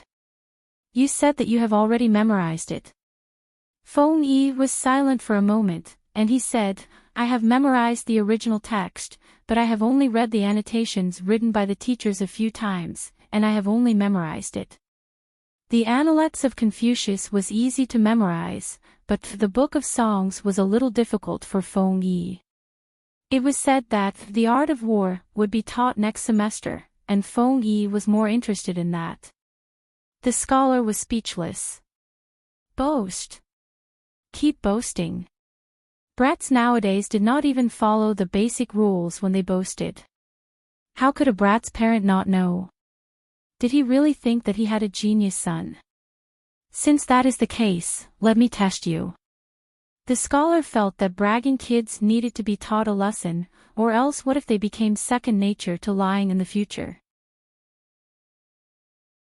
Dear brother, please give me some pointers. Feng Yi raised his hand to signal the other students to continue reading, while he faced the challenge in front of him calmly. Sage Confucius had a student named Bo Shang, and his courtesy name was Zixia. He once said, parents, monarch, friend, which one do you know? Feng Yi said without hesitation, when it comes to parents, one can do one's best. When it comes to monarch, one can do one's best. When it comes to friends, one must keep one's word. The scholar did not expect Feng Yi to be able to answer, and he made things difficult for him. When it comes to friends, one must keep one's word. What do you mean by this? When it comes to friends, one must be honest and sincere, and scrupulously keep one's word. The scholar was speechless. His original intention was to use this to mock Feng Yi for boasting at such a young age, but now he felt a little embarrassed. The scholar did not believe him, and he asked again. The disciple that sage Confucius was most proud of was called Yan Zi, and his courtesy name was Ziyuan. Sage Confucius repeatedly praised him, saying that he was studious, benevolent, and even said that he had 4 virtues. Do you know which 4 virtues it is? What is Yan Hui's lifelong desire? The 4 virtues of a gentleman are strong in doing righteousness, weak in accepting advice, fearful of salary, and cautious in governing oneself. Teacher, please mark this passage as firm when doing righteousness, gentle when accepting advice, cautious when getting an official salary, and cautious when cultivating oneself. Feng Yi continued, as for what sage Yan Zi's lifelong desire, this kid boldly thinks that it is definitely a prosperous age where the monarch and his subjects are united, people live in harmony, people of all ages are healthy, and the world is peaceful. The scholar began to pay attention now, and those who were paying attention to the commotion here were also attracted over. The scholar continued to ask, why do you say so?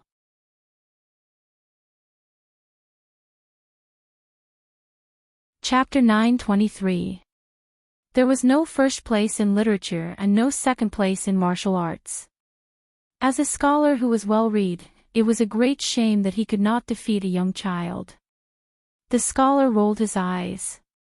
He still wanted to test Feng Yi. However, he did not want to test the Analects of Confucius, but the Book of Songs. The Analects of Confucius recorded the words and deeds of Sage Kong and his disciples. It was one of the most classic works of Confucianism, but it was not long. Most of it was quotations and dialogues, so it was not too difficult to memorize. The Book of Songs was different. Not to mention the length, just the jerky content was very difficult to memorize. Only when one was slightly older and knew more things would it be easier to learn. The little child in front of him was only at the age of young. He could not possibly remember all the rare words and content in the Book of Songs, right? I won't test you too hard. Just memorize curly year. Before Feng Yi could speak, Chongqing, who was at the side, quickly raised her hand. Chongqing can also recite this poem. You can recite it. The scholar was surprised and turned to look at the chubby Chongqing, then recite it once. Don't be fooled by the short length of curly years, it had many uncommon words. Chongqing wanted to recite while shaking her head, but Feng Yi held her cheeks with both hands. Sit up straight and shake your head. It's a loss of etiquette. Chongqing maintained this posture and recited the entire rolling ears as if she was pouring beans.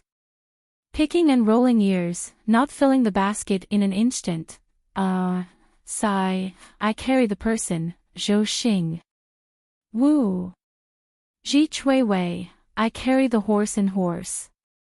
I drink from the golden basket so that I won't forget forever. The scholar's eyes widened when he heard it.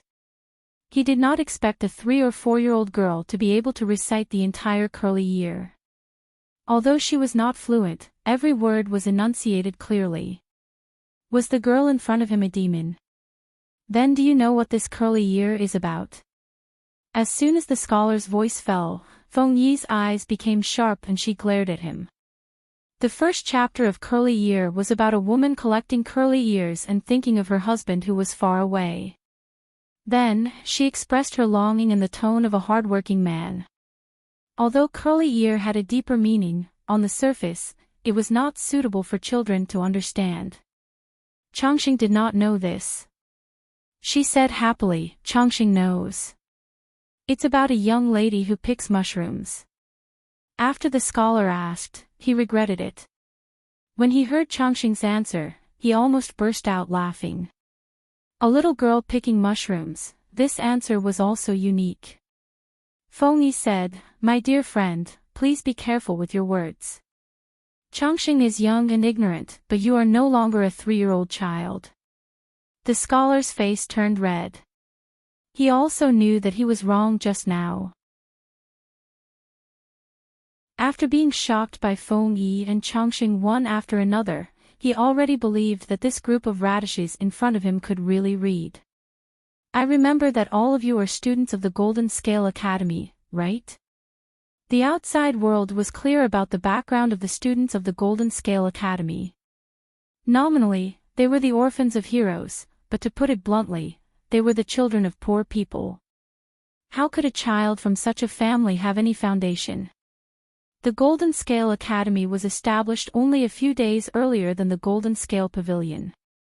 In other words, these kids who had no foundation had only learned to read and write for less than a year. In such a short period of time, they were already able to stop reading a great Xia rhyme. What was the purpose of Golden Scale Academy? The scholar asked a question that everyone else was curious about. What do you learn from your teachers in the academy on normal days? Feng Yi said one by one respectfully. Apart from the 300,000 at the beginning, they also had to learn arithmetic. Before learning arithmetic, they had to memorize the 9-9 arithmetic formula. The teachers told them that after learning the basics, they had to come into contact with the classics and historical collections. Apart from that, according to their different talents, they had to learn the 4 arts, chess, calligraphy, and so on. Wait, what is 300,000? 3-character classic, 100 family names, 1,000-character classic. The scholar's expression became strange. The Golden Scale Pavilion also had these 3 sets of books, and he had read them when he was bored. He had to admit that if it was used to teach young children, it was indeed an excellent book. However, why didn't they learn Great Xia rhyme? The scholar asked this question. Feng Yi said, the teachers don't teach Great Xia rhyme, they teach Chinese New Rhyme. Chinese New Rhyme, what was this? Everyone was suspicious. They had never heard of this thing. Feng Yi took out her class notebook, which was cut out of bamboo paper, which made the others envious. Some of them were so poor that they couldn't even afford a brush, ink, and bamboo slips. The little boy used expensive bamboo paper to make drafts and notes. The scholar took over Feng Yi's notebook and found that this boy's handwriting was very good. Every word was upright and had a strong style. The strange thing was, apart from the words he was familiar with, there was a string of strange symbols near some rare words. Look at the last page. Feng Yi reminded. That person raised his hand and turned to the last page, and found that there were dozens of symbols on the page, which were exactly the symbols he had just seen. This is the rhyme symbol of Chinese New Rhyme. The teachers teach us to use these symbols to spell out the pronunciation of unfamiliar words. The scholar was confused. Even though he had been in the Golden Scale Pavilion for half a year, he had never seen Chinese New Rhyme, nor had he seen these symbols. What kind of scribbles are these? Chongqing said in surprise. You don't understand. But didn't the teacher say that everyone has to learn it? The scholar's cheeks turned red. He really hadn't learned it before. He secretly glanced at the children present and found that they were all using the so-called rhyme symbol to mark the pronunciation. They obviously didn't know the word, but when they asked Feng Yi and Feng Yi drew the rhyme symbol for them, they could pronounce it correctly. Suddenly, the scholar was curious, what exactly was this rhyme symbol of Chinese New Rhyme? Not only that, he also heard a conversation between a few little boys. They were talking about Fang Tian's math problems in 9 chapters of arithmetic. He stretched his neck to take a look and found that there was a piece of paper on the table of these few children. There were 10 math problems listed on the paper. They were the problems in 9 chapters of arithmetic. The scholar saw that the children were frowning and thinking hard. He found it funny and decided to help them. Who knew that after the children finished calculating 10 problems, he could only calculate the second one? He thought that the children were calculating blindly, so he was unconvinced and proofread the answers with the other party. They were exactly the same. The scholar was speechless. Could it be that he had been cheated? That the students of the Golden Scale Academy were actually not ordinary people, and that each of them had received enlightenment education. This group of little boys in blue and white clothes were too eye-catching. They could always attract curious students to come and join in the fun. Everyone that came was startled. After half a day, the students who were permanently stationed in the Golden Scale Pavilion knew that the little boys from the neighboring academy were not simple.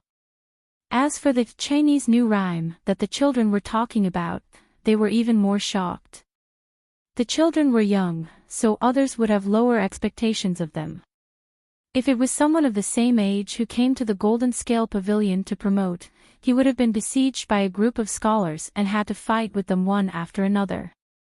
If it was this group of children with an average age of 6, not only would they not fight, but they would also put the children at the level of child prodigies.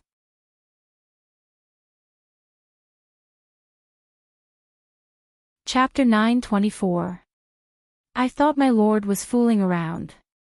I didn't expect it to be so effective. Wan Xian sighed. He thought that the implementation of new rhymes of Chinese would cause a lot of controversy. However, the students from the Golden Scale Academy went to challenge the Golden Scale Pavilion and used the practical effect to suppress the arrogant students. After the actual implementation, the effect was much better than expected. If new rhymes of Chinese can be implemented, many people in the world will benefit from it. Ching Ching smiled and stroked his beard. He also heard about the performance of the students from the Golden Scale Academy. As a teacher, he was proud of himself. Yes. Yes. Wan Xian laughed heartily and swept away the haze. He escaped from Zhongzhou to Dongqing with Xie Qian and settled down in Wanzhou. At first, he was at a loss. Now he found a new goal in life and lived a fulfilling life. Although he was middle-aged, his spirit was abnormally high and did not lose to young people. The two of them joked. Ching Ching noticed that Master Yuanjing was silent and frowned as if he had encountered a problem. Master Yuanjing, what's bothering you? Wan Xian asked with concern. Feng Ren, who heard the noise, put down the book in his hand and looked up at Master Yuanjing. Master Yuanjing came back to his senses and forced a smile. I suddenly thought of something. Feng Ren asked, what is it? It was not a simple thing to make Master Yuanjing look worried. Yuanjing said, yesterday, my student Tang Zuda came to ask me about something.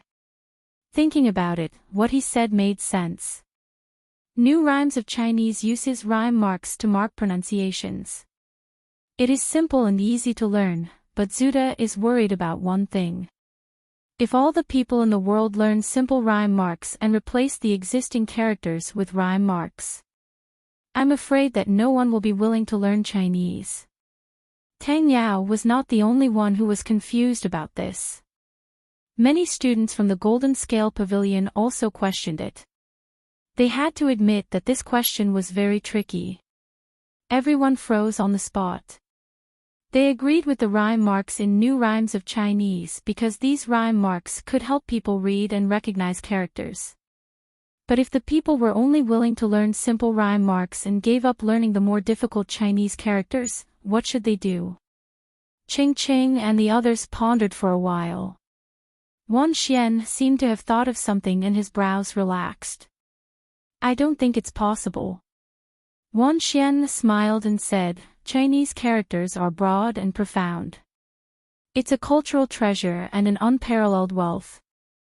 There are many Chinese characters with the same sound but different characters with different meanings. How can a few rhymes replace them perfectly? When Master Yuanjing heard this, he was suddenly enlightened. He patted his forehead and laughed at himself. I'm old, and my brain is useless. If not for Changzhai's guidance, I'm afraid that I would have continued to be stuck in a dead end. Everyone was talking and laughing, and the atmosphere became peaceful again. Wan Xian wrote a long poem before the doubts of the outside world grew stronger. The content of the long poem used Mr. Yuanjing's doubts as an entry point. The moment it started, it caught everyone's attention. What kind of question was it that even Master Yuanjing, who was an expert in the field of education, was puzzled? As he continued to read, the entire long poem flowed smoothly like the clouds in flowing water. Reading it to one's heart's content, and in the end, he still felt like he hadn't had enough. However, it also perfectly dispelled the doubts of the scholars. They happily studied the newly published New Rhymes of Chinese by Wanzhou Bookstore. When the students of the Golden Scale Pavilion all recognized New Rhymes of Chinese, Wanzhou Bookstore printed more copies and sent it to the hands of the world's famous scholars through various channels. It was for no other reason than to show off. Although this method was very shameless, it did indeed attract more scholars and famous scholars to Wanzhou. When the other feudal vassals realized the signs, the situation was already out of control. They slapped their thighs. Oh no, all the talents have gone to Wanzhou. Although they're only going there to study, there's no guarantee that they won't be recruited. The talents they've chosen are all leftovers from Wanzhou. They're inferior. How are they going to fight Lu Shi of Wanzhou? Beat him with their heads? Or influence him with love? Because of this, rumors of the feudal vassals being courteous to the wise came out one after another. For example, they would meet someone cordially today, sleep with someone tomorrow, or talk all night with someone else the day after. It was quite coquettish, just to attract the little bees called talents. Regarding this, the feudal vassals also expressed their heartache. Lu Shi, at least take it easy and leave a bite of the cake. Because of the Golden Scale Pavilion and Wanzhou Bookstore, Jiang Pingji's lack of talents had finally been alleviated. The territory under her rule was developing in a direction of prosperity and entering a virtuous cycle. The territory under Jiang Pingji's rule had been recuperating for 2 years. The granary was plentiful, the army was strong, and the horses were healthy. On the other hand, most of the other feudal vassals had just settled the war and had yet to recover. For example, Huang Song. Huang Song had conquered the entire territory of Haozhou. Now he was facing the same predicament as Jiang Pingji, a lack of middle-level talents. For this reason, he personally went to Langjie County and Ningning County. There was an ancient saying, Hejin County attracts all the beauties in the world, and Longhuan County gathers the literary songs of the human world. Langjie County and Ningning County had been cradles for the export of talents since ancient times. They were the places with the strongest literary atmosphere. Huang Song had many talents under his command.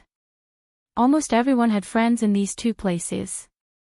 With this layer of connection, even if the celebrities didn't think highly of Huang Song, they could still meet him for the sake of his friend.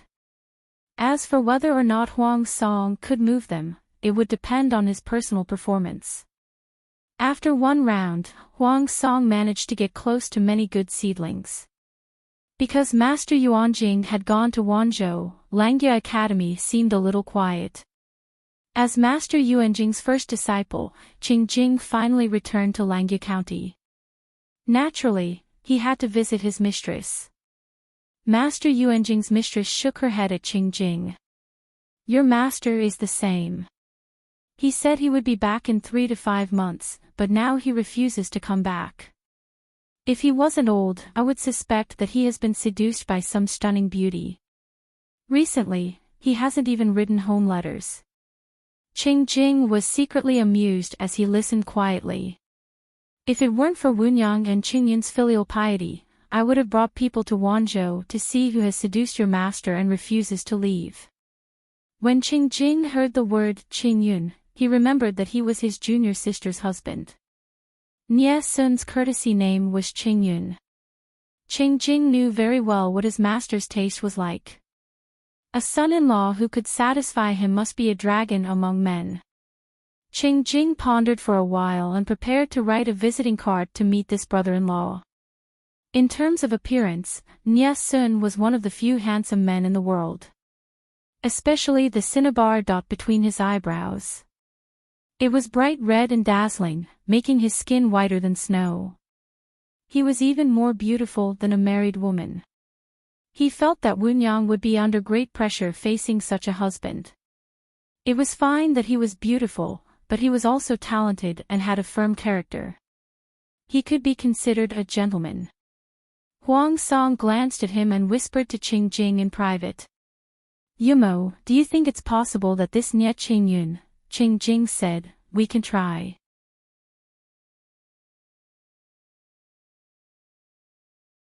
Chapter 925. When Master Yuanjing received his wife's letter and learned that his son-in-law had been abducted by Huang Song, his heart skipped a beat. Tang Yao saw his teacher's expression and thought that something had happened in Langya. He asked with concern, but Master Yuanjing waved his hand. Although he said that he was fine, he could not hide his worried expression. After another month, Wei Xi, who was far away in Shangjing, received the news that Nye Sun had returned to Huang Song's camp. At the same time, he received a private letter from his teacher, Master Yuanjing. Wei Xi read the letter quickly and flipped it over. A person's birth date was written on the back. The birth date was Nye Sun's. He used the person's birth date to make a divination. Wei Xi made a copy of the divinatory signs and the contents of his divination and sent someone to deliver it to Yuanjing. Master Yuanjing received the secret letter and quickly opened it. After a while, he could only sigh. What a sin!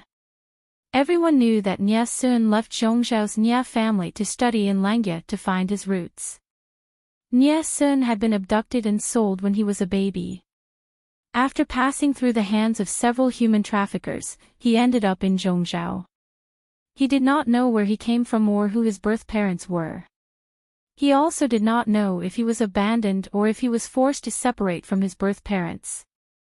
Nye Sun followed the clues of the human traffickers who had abducted him and traveled all the way, but the clues ended at the border of Dongqing. He heard that Master Yuanjing's divination was very accurate, so he went to Langya County with the mentality of giving it a try.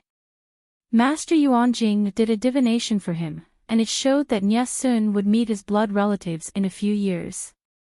It seemed like a good divination, but it was actually a bad one. The divination showed that Nye Sun and his family would be killed. Either Nye Sun would die, or his family would die in Nye Sun's hands. Master Yuanjing asked Wei Xi to do a divination so that he could find out who Nye Sun's family member was. Wei Xi did the divination a few times and the conclusion was the same. The divination showed Qian, which meant that the person who killed or was killed by Nye Sun would be Nye Sun's biological father. If Nye Sun had been a famous scholar, the possibility of him going against his biological father would be very low. He could even avoid the bad reputation of killing his own father. But now, he was instigated by Huang Song to become an official. He would inevitably follow Huang Song to war in the future. Who knew when he would kill his own father with his own hands? It was fine if this news was kept a secret for a lifetime, but if it was accidentally leaked, Nye Sun's reputation would be ruined. That was why Master Yuanjing said that it was an ill-fated relationship. Chengzong's second year, June. Jiang Pingji was 19. Sister. Sis, wait for little brother. Lu Zhao rode on the maroon horse. He grabbed the reins in a panic and tried to catch up with Jiang Pingji. As it turned out, he really did not have the talent to ride a horse. Even after learning horsemanship for 2 years, he was still stuck at the level where he could only rely on the reins. Right at this moment, the maroon horse he was riding missed its footing and fell forward. Lu Zhao's heart was beating rapidly due to the sudden incident. He had no time to defend himself and could only close his eyes, hoping that he wouldn't fall and become a cripple. Yeah, the pain he expected didn't come. Instead, he felt his waist tighten, and his falling motion came to an abrupt halt. He was forcefully carried onto the horse. Sister, Lu Xiao opened his eyes and sat diagonally on the horse's back, looking like he was still in a state of shock. Jiang Pingji's expression turned solemn. She flipped over and got off the horse. Lu Xiao, who had just escaped, also climbed off the horse's back shakily. This horse, it's probably crippled. The horse's hoof is completely broken. Jiang Pingji squatted down. The maroon horse's large, moist eyes were wide open. Its body was twitching because of the severe pain. Lu Xiao went forward to take a closer look and found that the front hoof of the maroon horse was indeed bent at a twisted angle. It was quickly bleeding and swollen. Who on earth dug such a hole here? Lu Xiao's heart ached so much that he wanted to cry. He had pestered Jiang Pingji for a long time to get this maroon horse. For this, he had even agreed to many unfair terms. He had to practice hard for more than 2 months before he could barely reach the standard of the other party. He had put in so much effort to get such a good horse, but it was crippled by the hole in the ground after only a few days of riding. Jiang Pingji's expression turned solemn. She asked the guards to send the maroon horse back to the stable to see if it could be treated. This is not a hole dug by someone. Lu Xiao's expression became even more dejected. If it was not man-made, then it was naturally formed. Was his horse unlucky enough to step on it and break its hoof? Have you heard of the saying that a cunning rabbit has 3 burrows? Jiang Pingji asked Lu Xiao. Sister, although I'm a little ignorant and incompetent, it's not to the extent that I don't even know that a cunning rabbit has 3 burrows. Lu Xiao swung the jade tassels hanging on his waist. Wait, sister, do you mean that this hole is not man-made? It was dug by a wild rabbit. It should be. Ask the people to stop racing horses nearby. Check how many rabbit burrows there are. Lu Xiao said, Today, I want to have an all-rabbit feast. I want to eat all these beasts that dig holes randomly. His heart bled at the thought of his beloved horse. Jiang Pingji's lips curled into a slight smile. She said, Okay, I'll deduct Zixiao's salary and prepare an all-rabbit feast for you. Lu Xiao did not understand. What did wanting to have an all-rabbit feast have to do with deducting Wei Xi's salary? It was June now. The pasture was abundant. Wild rabbits were hopping around everywhere. After searching carefully, even Lu Xiao, who was a loser in archery, accidentally shot one. 200 guards went to catch them together. In less than an hour, they caught more than 50 wild rabbits. Lu Xiao muttered. He said, Even if I eat until my stomach explodes, I won't be able to finish so many. Jiang Pingji ordered the people to roast the wild rabbits. She and Lu Xiao kept 5 and distributed the rest. There are so many wild rabbits in the grasslands at the border of Chongzhou. There should be more in the northern borderline. Jiang Pingji chewed on a rabbit leg and looked in the direction of the northern borderline. She smiled and squinted her eyes. Of course. The rich pasture is all in the northern borderline. It's more attractive to these little brats. Lu Xiao was still dressed like a rich young master. Even when eating rabbit meat, he had to take out the exquisite silverware that he brought along with him. The plate he used was even made of transparent jade. Lu Xi had scolded him for being extravagant more than once. He was glad that he had a sister to protect him. His life was very comfortable. Is that so? Jiang Pingji smiled meaningfully. Lu Xiao shook his hands and used a knife to cut a few pieces of rabbit meat. He smeared seasoning on them evenly and skewered them to roast. The aroma filled the air. Sister, rabbit meat to show my respect to you. I didn't dote on you for nothing. After eating the roasted rabbit, Jiang Pingji and the others returned to the military camp.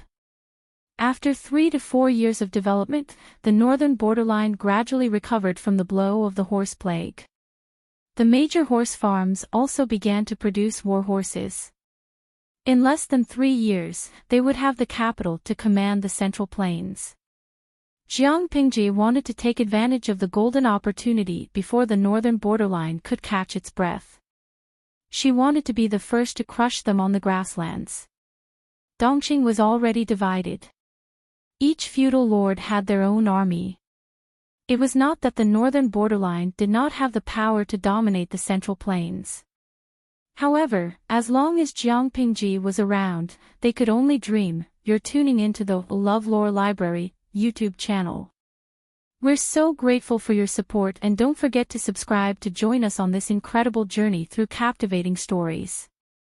Your generosity through donations truly makes a world of difference, as it's the primary source of revenue that allows me to expand and enhance this channel for you.